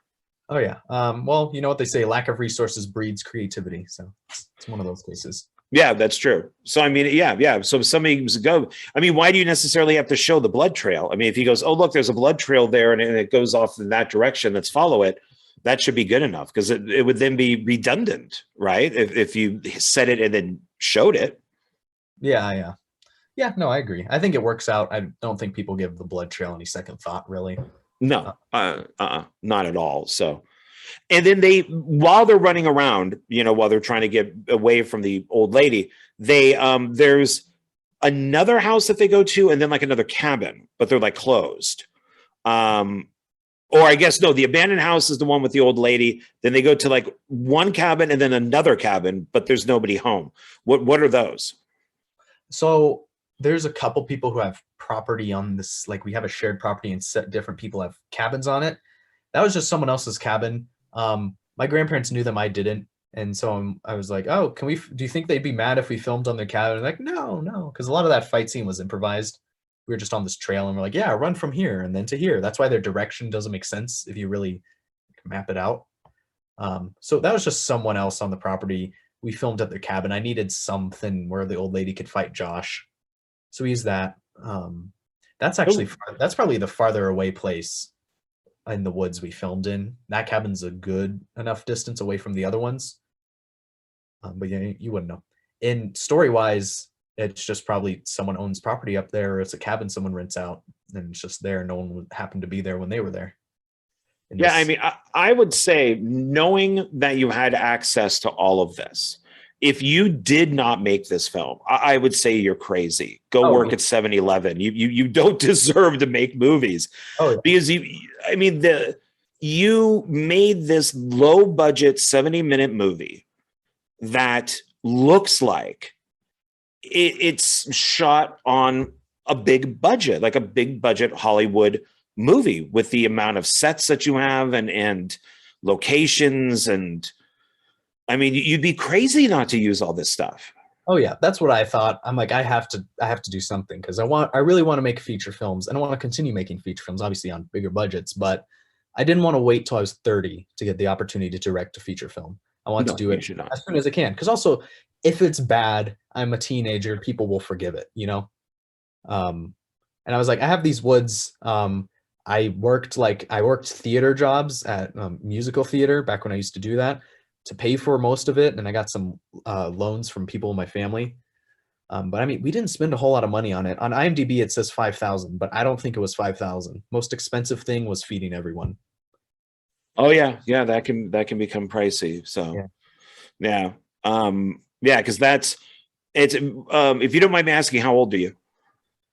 So currently I'm 17. When I filmed this, I was 15. Wow. Okay. So you act older. So a lot of people say that. And now is the time, because there's a few filmmakers out there that are very young, and we're friends with them on Facebook and stuff. And they have made feature films, 1, 2, maybe more. Now is the time to do it, because when I was younger, when I was your age, it wasn't easy. You'd shoot on 16 millimeter. You'd have to go get it developed. You'd have to learn how to use a flatbed. If people your age and just a little bit older or younger don't take advantage of these things, I mean, I think that's crazy. Yeah. If you have the resources, and it just takes effort, like, you can do it. You don't even need all the stuff I had, and you could still make a feature film, in your neighborhood, in your house, you could still do it. And I do tell my friends, none of them have done it, but they should go ahead and make a feature film. I mean, longer you wait, just don't wait. You could do it now. Yeah, because it's good, especially at your age. I mean, I know you said that you're going off to college, but if you could get out, even before 25 or something like that, maybe 2 more films, that's great to have 3 films by the time you're 25. I mean, yeah, that's we only know that happening from like Spielberg, was like at the time the youngest guy in history to make a motion, like a feature film. Mm-hmm. And he was like 20, I think 2021 when he did that. So it just becomes more accessible. People keep even making more and more impressive films as time goes on, because it's getting so easy. I mean, this computer I'm doing this right now on is what I edited the film on. It was just me, computer, and a couple hard drives. Used my equipment. But you can do it if you have the resources and drive. It's there. And I do say you should do it, because I'm pretty sure my essay about how I made a feature film was what got me into film college. So. Oh, well, congratulations with that. Thank you. So now we'll move to the end which I really like. So, not going to say who lives, who dies, or anything like that, but I will say that the June is running away from the old lady and gets into a car, and there's it's kind of a shot that's a little reminiscent of Texas Chainsaw Massacre, the original. Mm-hmm. I love that shot. It's I like the chair shot too. It's just as a single shot, but I like the build up to that scene. I like her getting into the car. I like it being shot from inside the car as the old lady is chasing after them. I think what does she have? She has a hacksaw. Hacksaw, which would never kill anyone, but you can suspend your disbelief. That's right. Well, she takes a hand off. I won't say of who, but she does take a hand off. Yeah. Fun facts about that shot, though. So our actress who played June, love her, Emily is her name. She just did not think, she's like, I can't drive this car back that fast. This isn't going to work. And the only person on set who felt confident doing it was my dad. I'm like, that's not going to work. We need him to play the killer. So him and Emily swapped roles. So in that final shot, when the old lady is chasing the car, that's actually Emily, the June actress, in the old lady costume. Ah, Fun facts. That's hilarious. That is great. Yeah, and so now obviously Chainsaw was an influence on that. Yes. Was there any other thoughts, behind that shot and that ending? So that was an indirect reference. I didn't mean to reference Texas, but Texas Chainsaw Massacre is like my thing, so it just kind of went in there. There's supposed to be a shot after that. I wanted to mimic a shot from this video game last year. When survivors escape, you see a cool shot of they run down a hallway and then the killer steps in and holds the weapon.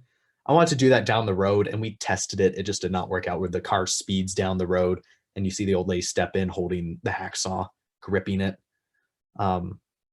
Didn't work out, but I think it works now. It's kind of a sudden cut because it's like, but I think it worked. Yeah, I think it works very well, and I like it quite a bit. So it definitely says, possible sequel. Ooh, yeah. Because you don't need everybody from the first film. You just need a whole new, fresh group of young faces to get slaughtered. So, and then there, we'd already mentioned, or you'd mentioned there's a post-credit scene. Mm-hmm. And that is with the character Greg, who was originally not Greg. So tell me about that scene. There was a different post-credit scene.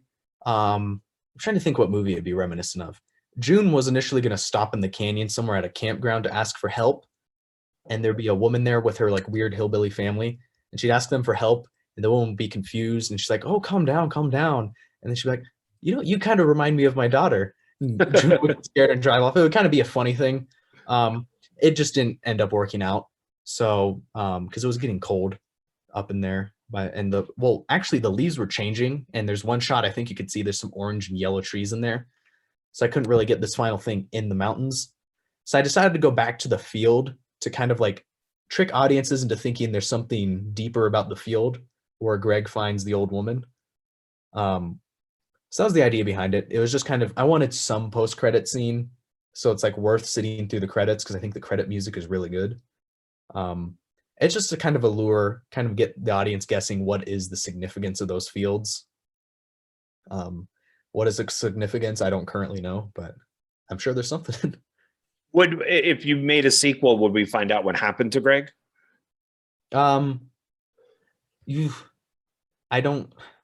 Between you and me, in my head, he just died there as the last person, because that's kind of a big idea I have with the ending. I mean, we didn't mention it, but the whole radio thing plays into a lot of what I kind of wanted the ending to mean and what Greg adds onto it. Do you want me to go into that, or we don't have to? Sure. Yeah, more info the better.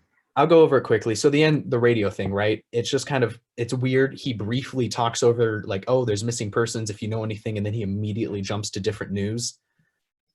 I kind of wanted it to kind of be a weird real life reference where a bunch of like, who knows what horrific stuff happens all the time, right? Children go missing, this person is found murdered, and we just don't know anything about it, and the world just keeps turning. They eventually move on, and we don't know anything, right? Right.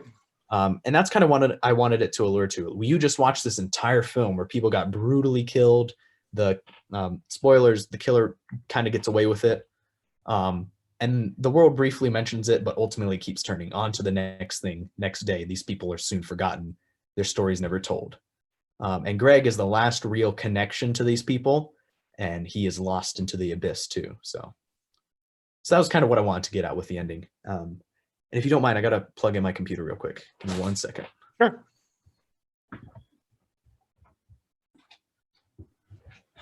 She's dying.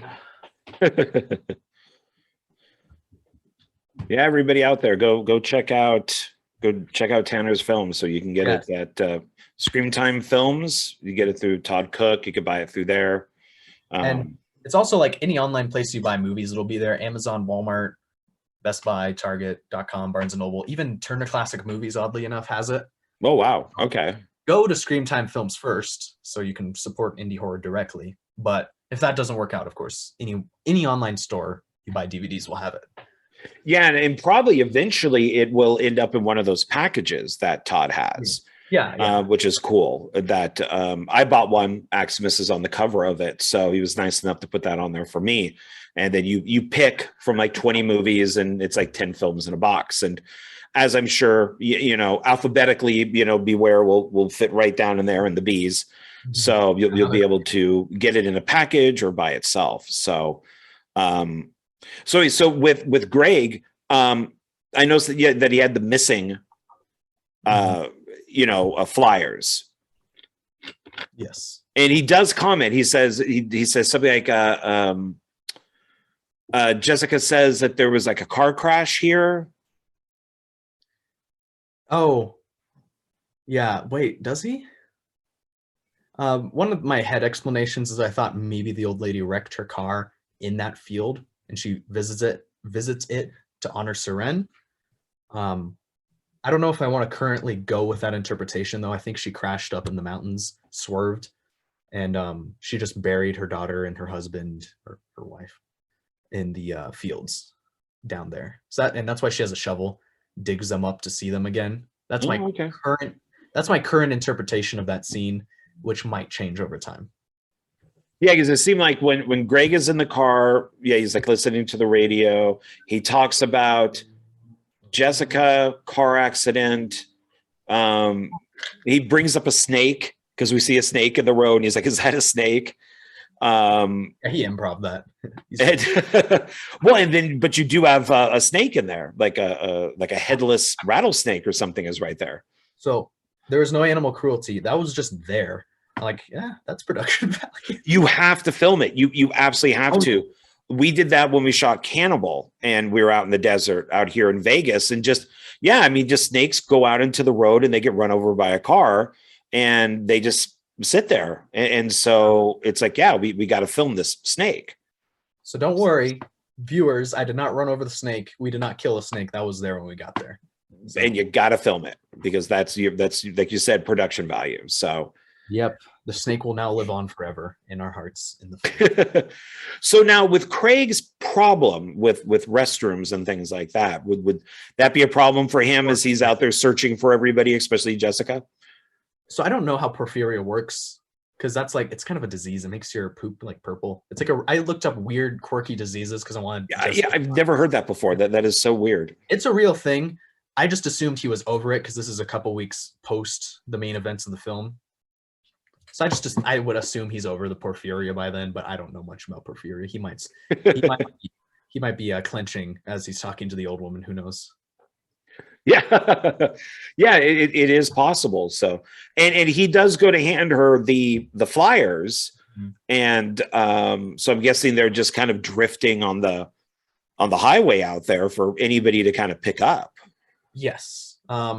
And there's a continuation of that, which once I keep referencing it, I'll talk about towards the end. But yeah, the flyers.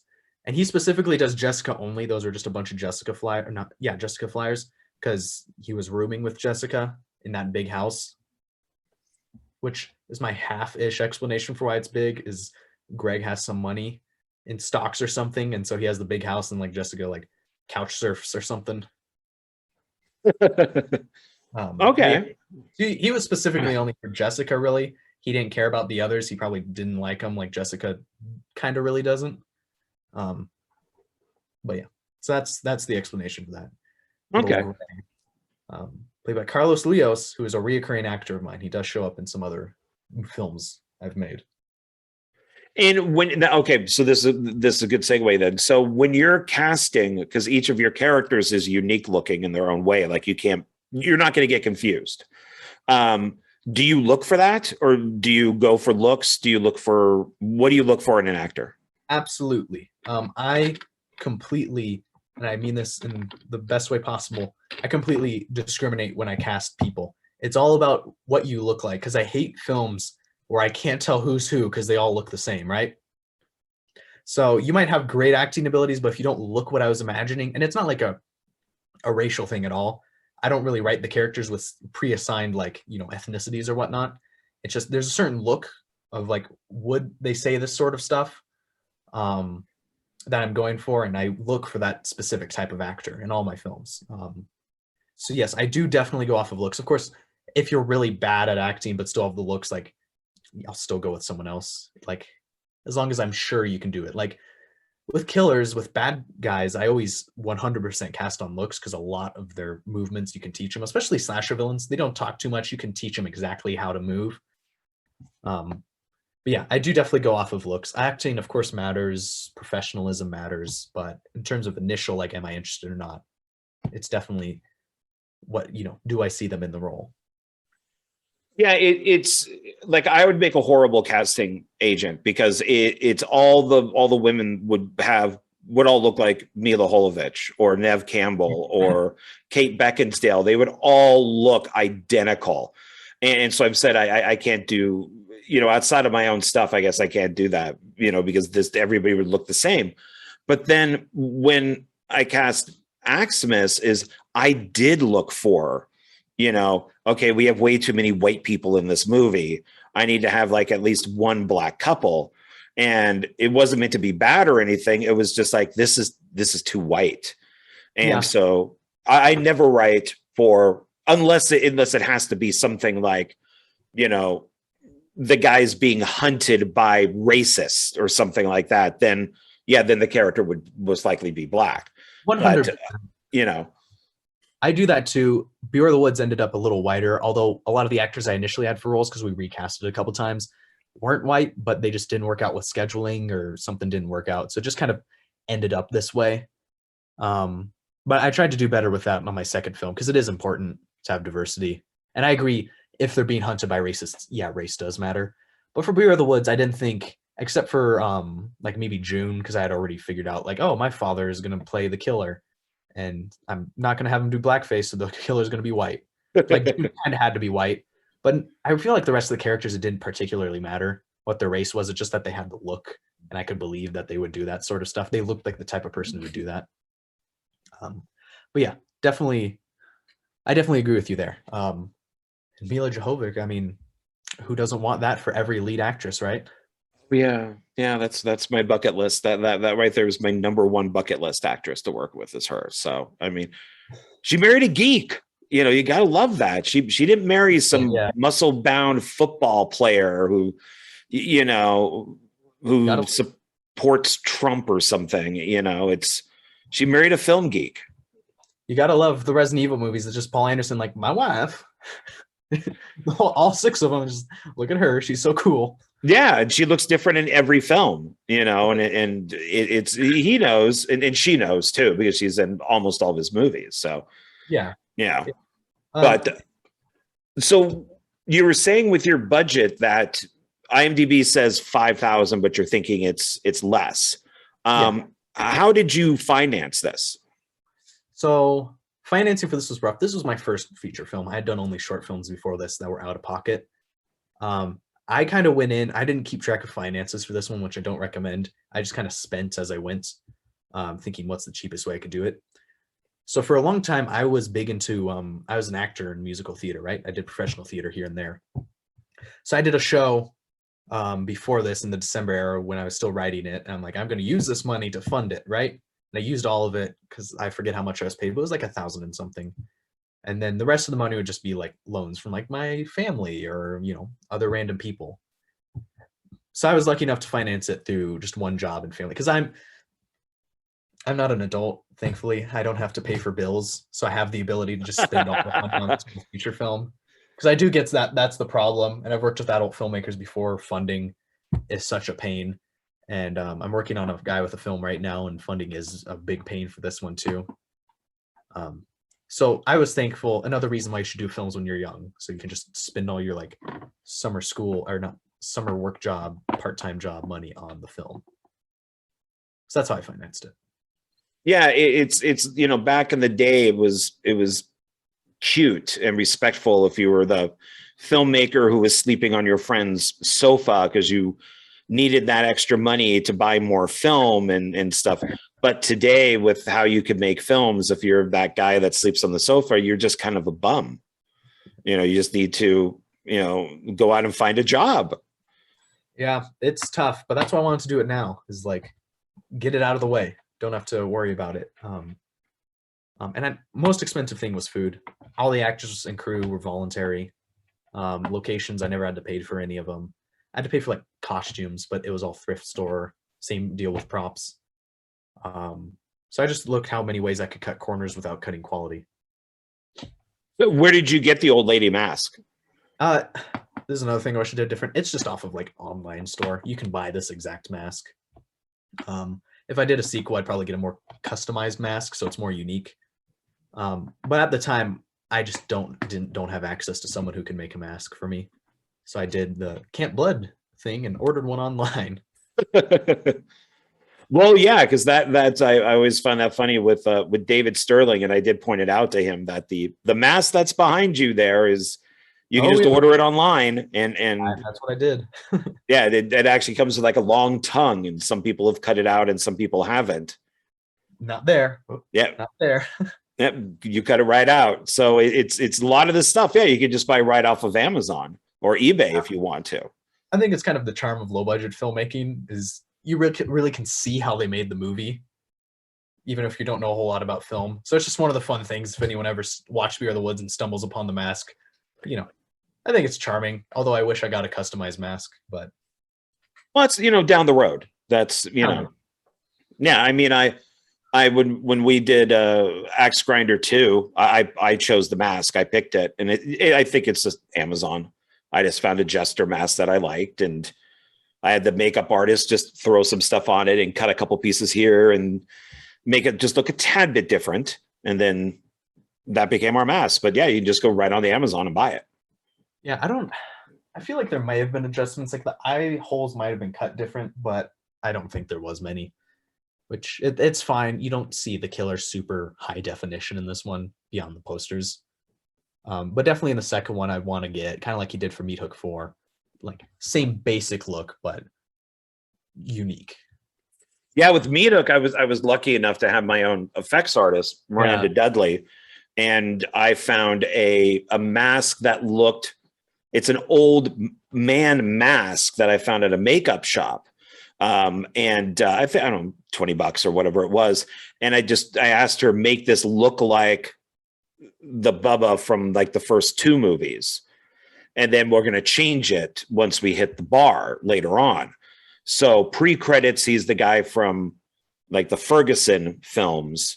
And then credits afterwards, he's my Bubba. And, but she was really into it, where the mask later is divided into 4 sections because it's part 4. So she did that on purpose. And then she hand stitched with wire each of the pieces together. Mm-hmm. And so, yeah, I mean, if you could find somebody that dedicated who's willing to make you a completely original mask, I mean, keep them. Yeah, once again, many things I wish I did differently on the film. That's one of them. One of the major ones. I wish the killer was more, like, her clothing's unique. I don't think she stands into another Jason clone, but I still wish the mask was more unique. But it's the first film. So, you have what you have. It looks fine. The mask is okay. And like you said, in the second film, you just make it bigger and better. Yeah. That's what sequels are for. Bigger and better everything. Exactly. So what was your, pre-production like on it? How long did it take you to kind of pull everything together? So pre-production was mainly during school, so it was kind of paused. I just did a lot of casting calls. I wrote a lot of different drafts of the script to adjust with what we were doing. And even when I started filming, we still didn't have everything together. Pre-production was not smooth on this one because first film. I don't know. There wasn't a whole lot pulled together initially. It was just actors. I have actors. I have some locations. I know I have woods, the most important thing. But even during filming the woods, I still did not have a basement. It took me forever to find a basement. Went through many options. But yeah, pre-production was very sloppy on this one, but it's, learning. Sure. Yeah, there's that curve, that you get for your first film. Yeah, obviously, if you keep doing it over and over again, then there's a problem. But so then, what about during? So how long would you think the pre-production was? Was it maybe like a month, 2 months? Well, like I'd say it was like a good 4 or 5 months, but it wasn't 5 months of constant work on it. It was 5 months of I read a bit of the script, I try and cast a little bit, do this, do that on top of school. Um, so, and that's the whole thing with the filming of it. We filmed over the course of like maybe 2.5 months, but we didn't film for 2.5 months. It was like a weekend here, a day there, couple week break in between, just because of what locations it was like. And that's why I'm glad it's as cohesive as it is now, because some of those scenes are weeks and weeks apart from each other. And a bunch of stuff happened. Like there's a lot of scenes with June. The actress actually injured her hand at one point and had a cast. So she just had to hide it during the scene, and you wouldn't know unless like you peeked, you could kind of see it. But just stuff like that. It was not tight like you typically tend to film films. I now film my movies, well, like my movie after that one, close together for just cohesion and sense like in your head sense. But this one was not like that. It was just over the course of many months, little by little. So you don't recommend filming like that for people, though? It's better to do 6 days in a row instead of one day here, one day there. No, unless you have a scene that's completely disconnected, I would consider filming it all in tight. And like the cabin scenes, that was weekend, back to back. So those were close, but like other scenes, like the driving scenes were filmed way after. The basement scenes were filmed way after. The nightmare scene was filmed way before, and so was the park and them driving. So I wouldn't recommend that. If it's something like this where we follow someone directly on a day-to-day journey, keep it tight would be my recommendation. And what about post-production? What was that like? That's why I ran into the most difficulties. I just like, it took me forever to sit down and get to editing. It wasn't actually until quarantine from the pandemic that I actually, sat down and took 3 weeks and went through the entire film. But then other stuff came up. I started on another feature film, which wasn't a great idea, but in the middle of making this one, I did the ADR, I did the radio, Don Dean recordings, had help with Matthew Fessel, got the music done, and it eventually got finished maybe like April of 2021, I would say. It got finished it took forever in post because I'm in the middle of school. I can't dedicate a whole lot of time to it. I had a bunch of other film projects going on. I would have liked to have released in 2020 a while back, but it just didn't work out. But yeah, I remember you actually reaching out to me a couple of times going, hey, we started filming again. And it was just like, oh, okay, good, great, keep going for it, because I thought it was done, that you were just all in post. Yeah, no. And I'm sure many people lost hope. The actors, I feel bad for them because they had to wait years to finally see the movie.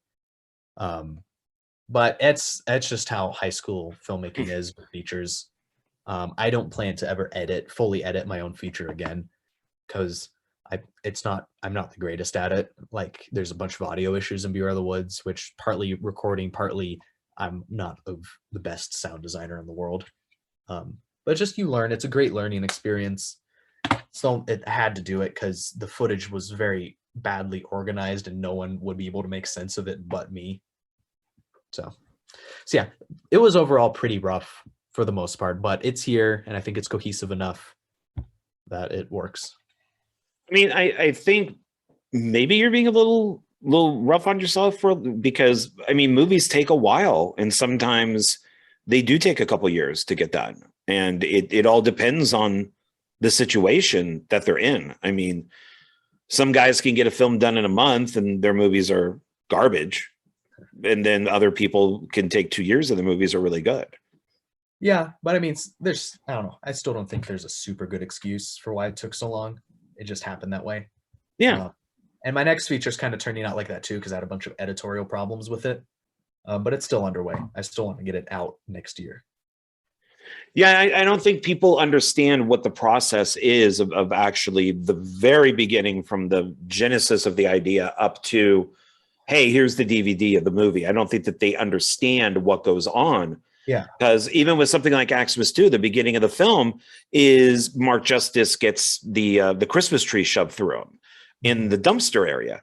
That was the last thing we shot. And that was a month after we finished everything else, because Mark Justice had another acting gig. And he even told me, he said, well, you can recast and shoot this tomorrow, or you can wait for a month. And it was like, I'll wait for a month. I want you in my movie. And, but that's all of us just sitting around for a month, you know. Yeah. Editing was starting and all that type of stuff. But people don't get that at times you have to wait a month to get one scene shot because you want to work with an actor. Yeah, it can be rough just because it's low budget student stuff. You know, I don't have the money to do it now. I have to really pull strings and put in a lot of sweat, but it's worth it. Can't wait to get my DVD copy in the mail. And so before getting it picked up for distribution from Screamtime Films, what did you do with the film? Did you put it in the festivals or anything? I decided not to, because that was never the goal with this film for festivals. And also, like, as you watch, there's some audio issues where I don't think it would translate well to the theater. Because my vision from the start, how you watch this film is you have I love Screamtime Films, but we have a very non-professional DVD of it that you have in your collection, you slap on. It's this fun, cool slasher movie that's really easy and digestible. That was always the vision for how you digest it, not a theater. I mean, streaming is fine, but it's not the best way. My ultimate vision, how you get this, is it's a DVD that you keep in your dusty shelves and occasionally slap on. You're like, man, that's a fun, easy 70 minutes. Oh, it's going to end up on Tubi. I mean, because Todd works, I guess, whoever Todd goes through, your film will get onto Tubi. Yeah, it will get onto Tubi, Prime, Hulu, and Roku for streaming. But as the filmmaker, I would urge you, go to Screamtime Films and order the DVD. That's how it was intended to be watched. Yeah, Todd brings out good stuff. I like his films. He's going to release all the Xmas movies, and so I'm very happy with what he's done. So yeah, I can't wait to see the DVD. Hopefully everything is correct, because my worry is seeing something on the DVD that's wrong. I'm like, oh no. What did you do for the DVD? There's special features, anything like that? I wish I did more special features, because there's plenty of stuff for bloopers, but I'm so far removed from filming that would require me watching everything and getting audio together, and it'll be a big mess. So I think it's just trailers. I sent him photos. There's not a whole lot of special features like there. I know Xmas has a bunch. Oh yeah. There's not a whole lot of special features. If you ever like message me directly, like, this is open. If you message me directly and ask me questions about the film or want to like see something special, like I'll answer.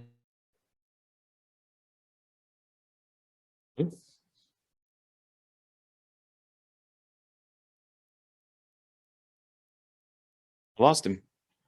Where'd he go?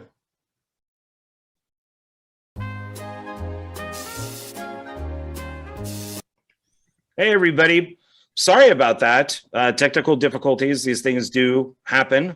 But we ended with talking about distribution and like Screamtime Films and what your expectations were and things like that. So you were saying that you think that it's basically that the film is really meant to just be watched on DVD, get that first, and then if you want to, then check it out through streaming? Yeah, I mean, I get not everyone has a DVD player. If streaming is the only way to watch it, I of course want you to watch the film. So streaming is okay. I'm glad it's on streaming. It's accessible to people. But ultimately, I do think DVD is the way to go for low budget horror. Yeah. And yeah, you were talking about like special features on it. So it's got like some trailers, some stills, things like that. Doesn't have a whole lot, but if you have any questions about the film, my name's Tanner McGarr. You can come ask me directly. I'll answer it. And now that it's out and people are starting to get it, are you noticing anything different? You know, like are people kind of treating you differently? Like you're now a director, you know, anything like that?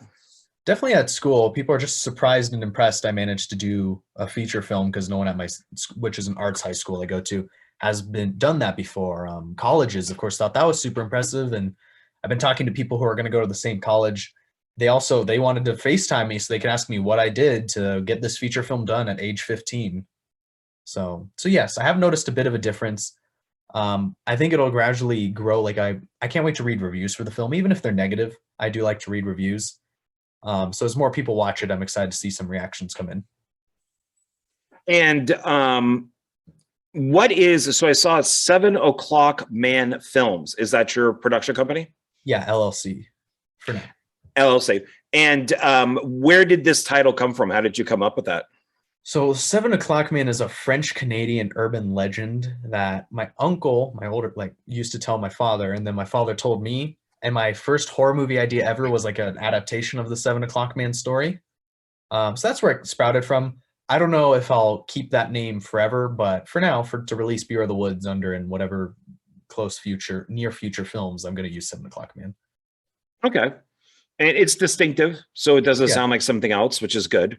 So, so now you said that there were some, that this, I don't want to say troubled shoot, but there were definitely some issues while you were making the film. Mm-hmm. What is maybe like one of the worst things that happened, and what's one of the best things that happened on set? I don't know if this is one of the worst things. I mean, there was a moment where a dog randomly showed up on set in the middle of the woods, like a kept dog with a leash and everything, right? But no number on the leash, no anything. And it was the middle of the night, and he just showed up and he started hanging out. And I feel bad because we couldn't help the dog because it's the middle of the night. So we just kind of had to let him go wander into the woods. And I hope he just has owners who live in the woods, because some people do live in those woods full time. So I'm hoping he just has owners who live in those woods and he's just out and about doing dog stuff. But that was weird. There's a great blooper where, like, the dog came in the scene where the killer's trying to open the car. So the killer's opening the car, right? Big threatening killer, sees the dog and just jumps out of the way against the car, all scared and afraid as the dog runs by. It's great. I just feel bad about that dog. One of the best moments, I really liked filming at the convenience store. There was one night that was very cool where the moon was really bright, so you could see everything. And I think our last day in the woods, we had a really big, my aunt, different aunt than the one I filmed at the house at, came up, who owns the cabin next to us, and cooked a really nice meal that all the cast and crew got to eat. I think that was pretty good. There's a lot of positives, just getting to work with those actors and getting to make a slasher film. I love slasher movies, I mean, there's Jason. So yeah, I know it's pretty basic, but I'd say that's what it was. And what do you think about now? So you were like 15 more or less kind of when you started it. You're 17 now. How is like video production changed or film production changed over those 2 years? For me, or just in general? For you, maybe in general, like how is this going to help you with your next film compared to what you originally started off with?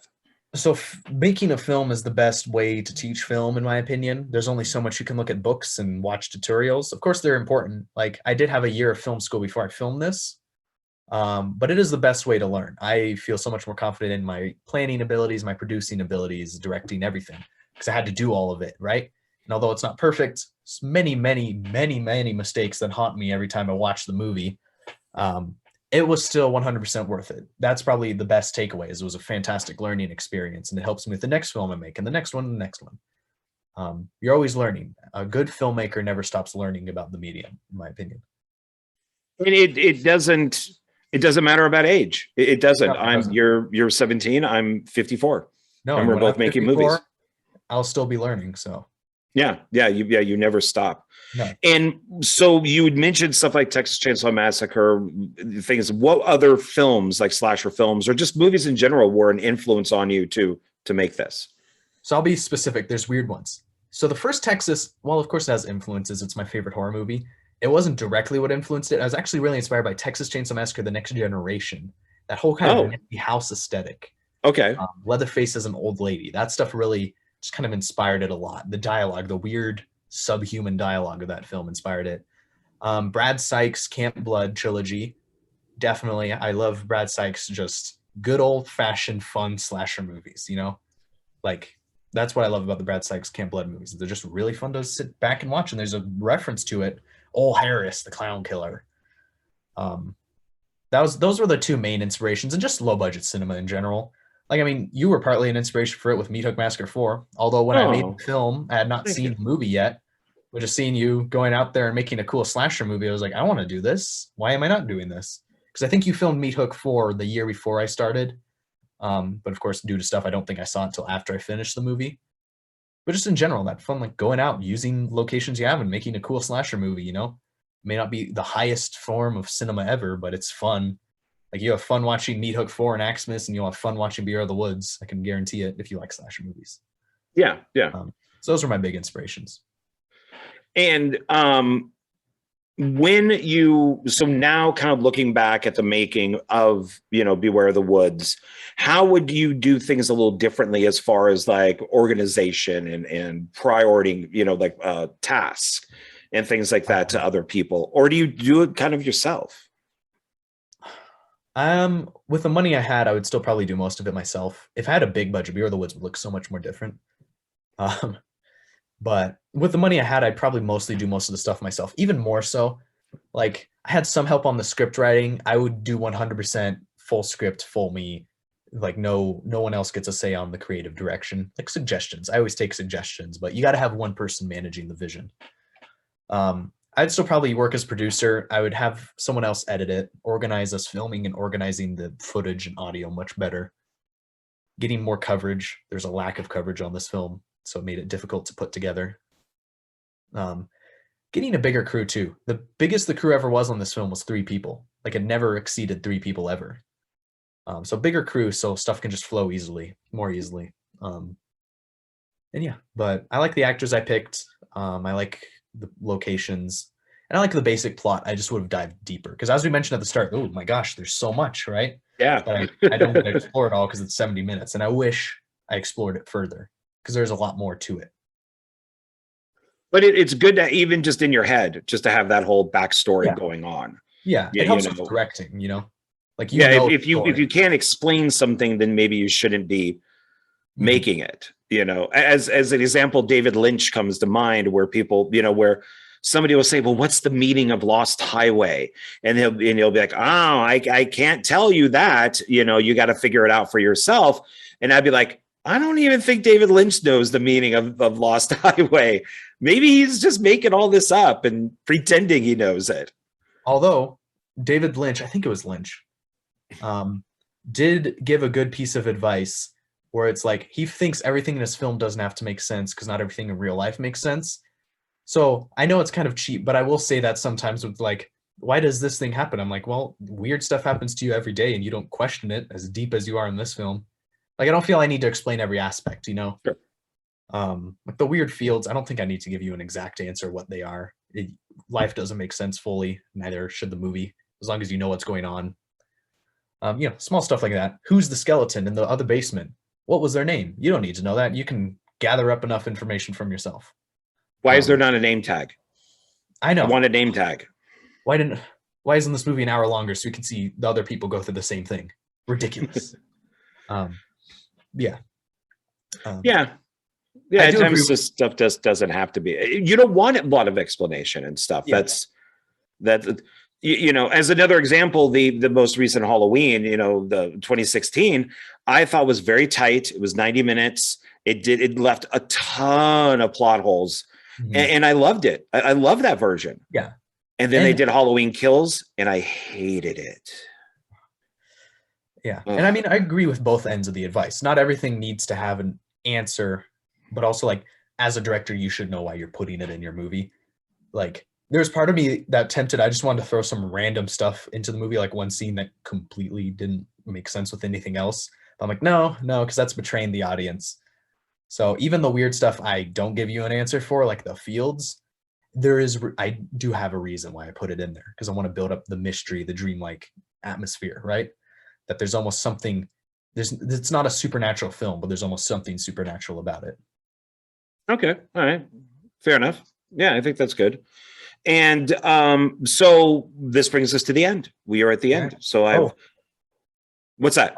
Did you want me to discuss the thing I kept referencing all throughout the podcast? Oh, please. Yes, please. Okay. I'm old. I forget things. Please. All good. So I got to promote my buddy's film, but there is a new movie coming out called Jammin' Dead, which is going to be filming this summer. It's starring Tom Matthews. Oh.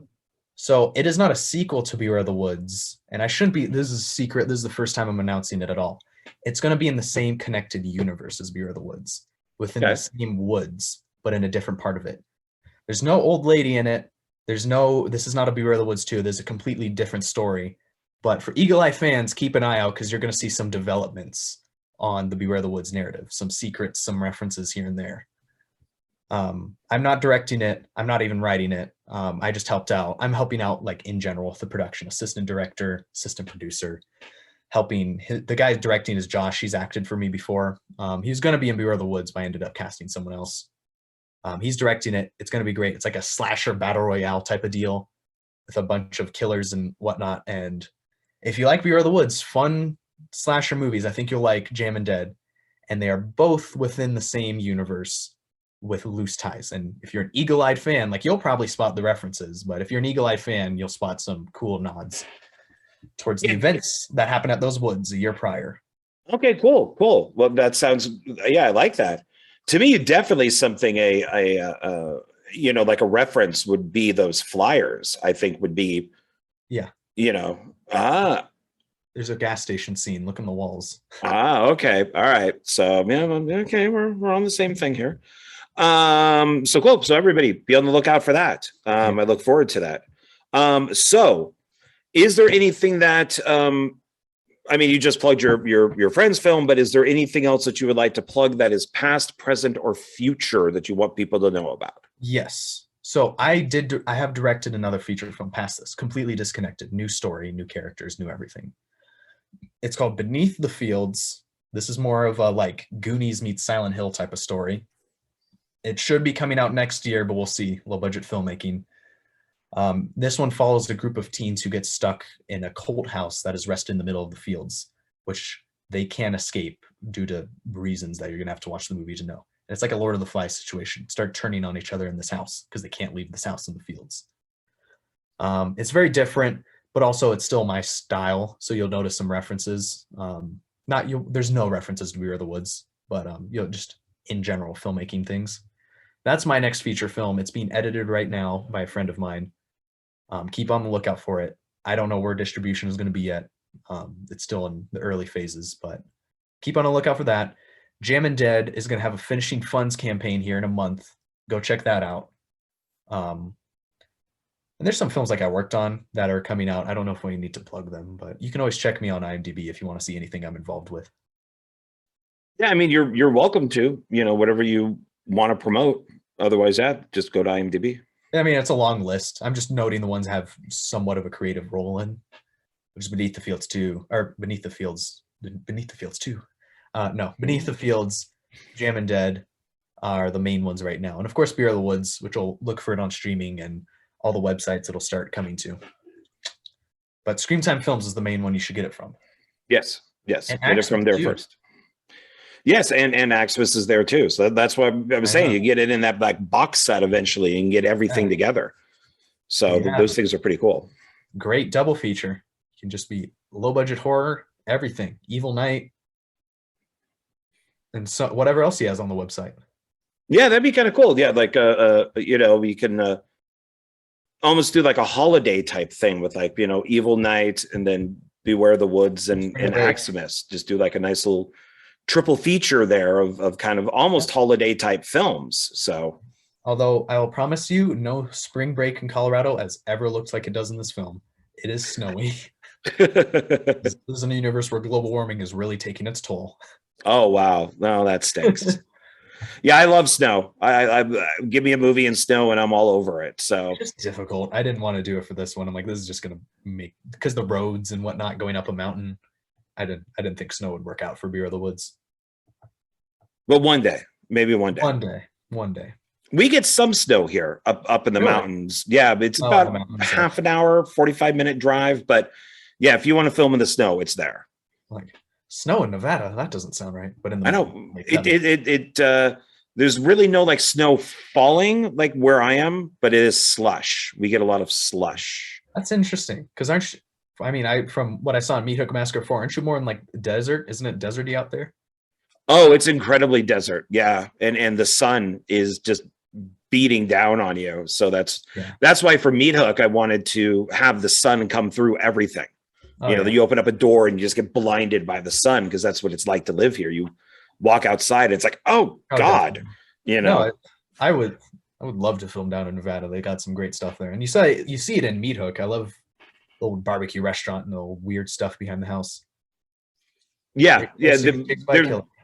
It took a while to find all that. So it was, yeah, it's filming out here it's easy, but it's not easy at the same time. Locations are hard to find because it's all desert. Yeah, we can film Rango. Oh, there we go. All right. We're going to wrap this up. I'm going to let you go because I know it's late. You got stuff to do.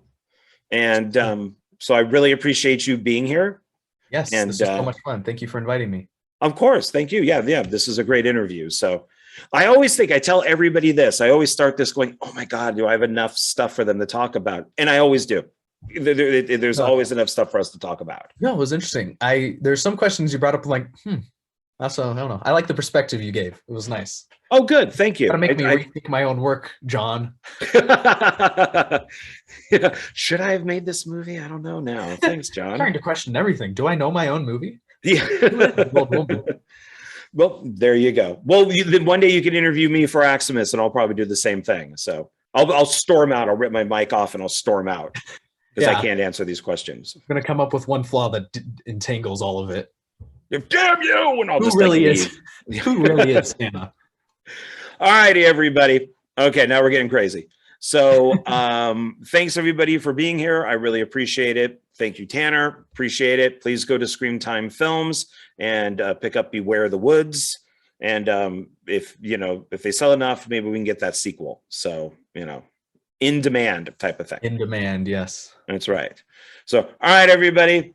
I'm going to do where's my hand thing? There it is. Bye, everybody. Bye. Bye. And end. Oh, I don't want to hit that yet. Wait.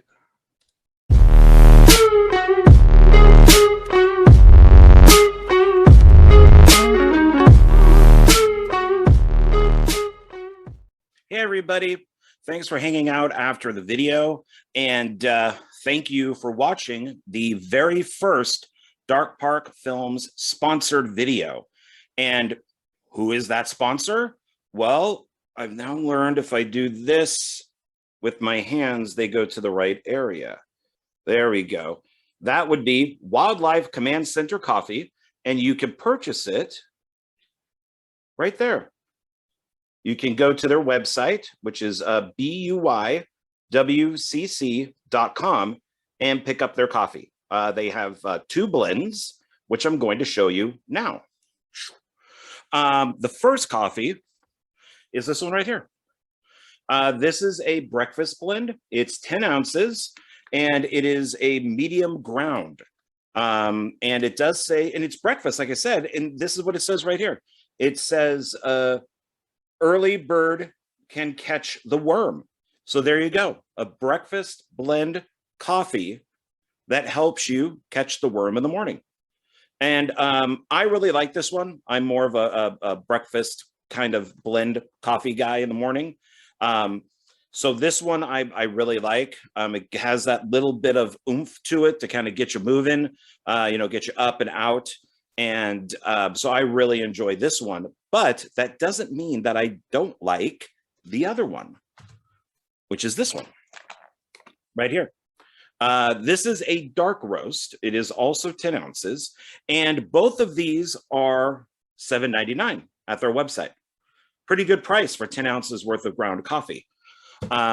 This one is, it's a little darker. So it's, I think it's better for drinking at night. Maybe if you're, writing a screenplay or if you're filming, this has got that oomph, that double punch to get you going. So this is one that I also recommend. I like both of these quite a bit, but I kind of do, the breakfast in the morning and then the dark more at night. So I recommend both of these quite a bit. And how did I find out about these two, these 2 coffees here? And how did I find out about Wildlife Command Center? Well, when I was working on Night of the Zomghouls, there was a box of coffee that was just sitting there, filled with coffee. And we didn't know what to do with it. Like, whose is this? Who brought it? Why is it here? And so we just kept going to the store and buying coffee. And then one day I said, why don't we just get the coffee out of the box and use that instead of, wasting money on going to Smith's or whatever and picking up coffee. So we did. We did not realize that it was the Wildlife Command Center coffee, and that it, was sponsoring the movie.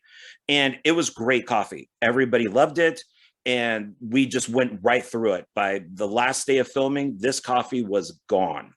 And I went and found out, about Wildlife Command Center, asked if they would like to be a sponsor for Dark Park Films, for their coffee. As many of you know, I love coffee. I love coffee mugs. And so this was a perfect match. And Wildlife Command Center is great with animals. So they provide a great service for rescuing animals. So it's kind of that double whammy for me, where coffee, helping animals, you can't go wrong. And they were even cool enough to send me, get in there, a coffee mug, because they knew that I liked coffee mugs. And right now, I don't get that. That a little bit. I'm going to go on the keyboard, but that's their dark blend, because I'm recording this at night. So I am actually drinking that while recording. Also, one thing that you can get at their website, which is cool, is you can get this. There you go. This pocket knife, which is $9.49.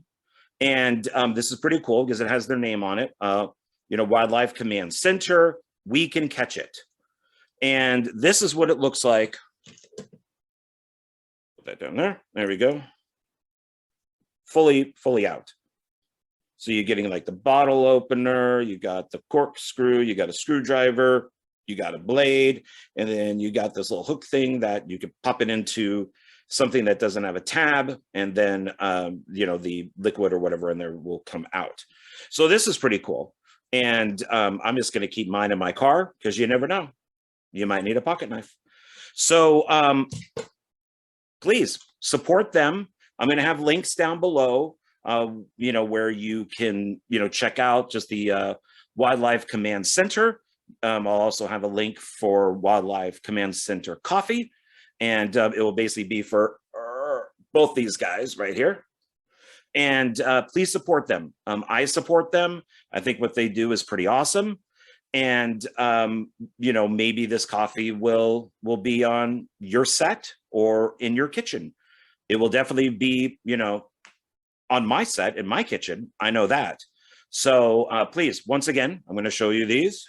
Please go to their website and pick up their coffee and make it part of your day or night, depending on which one you like. So that'll be about it.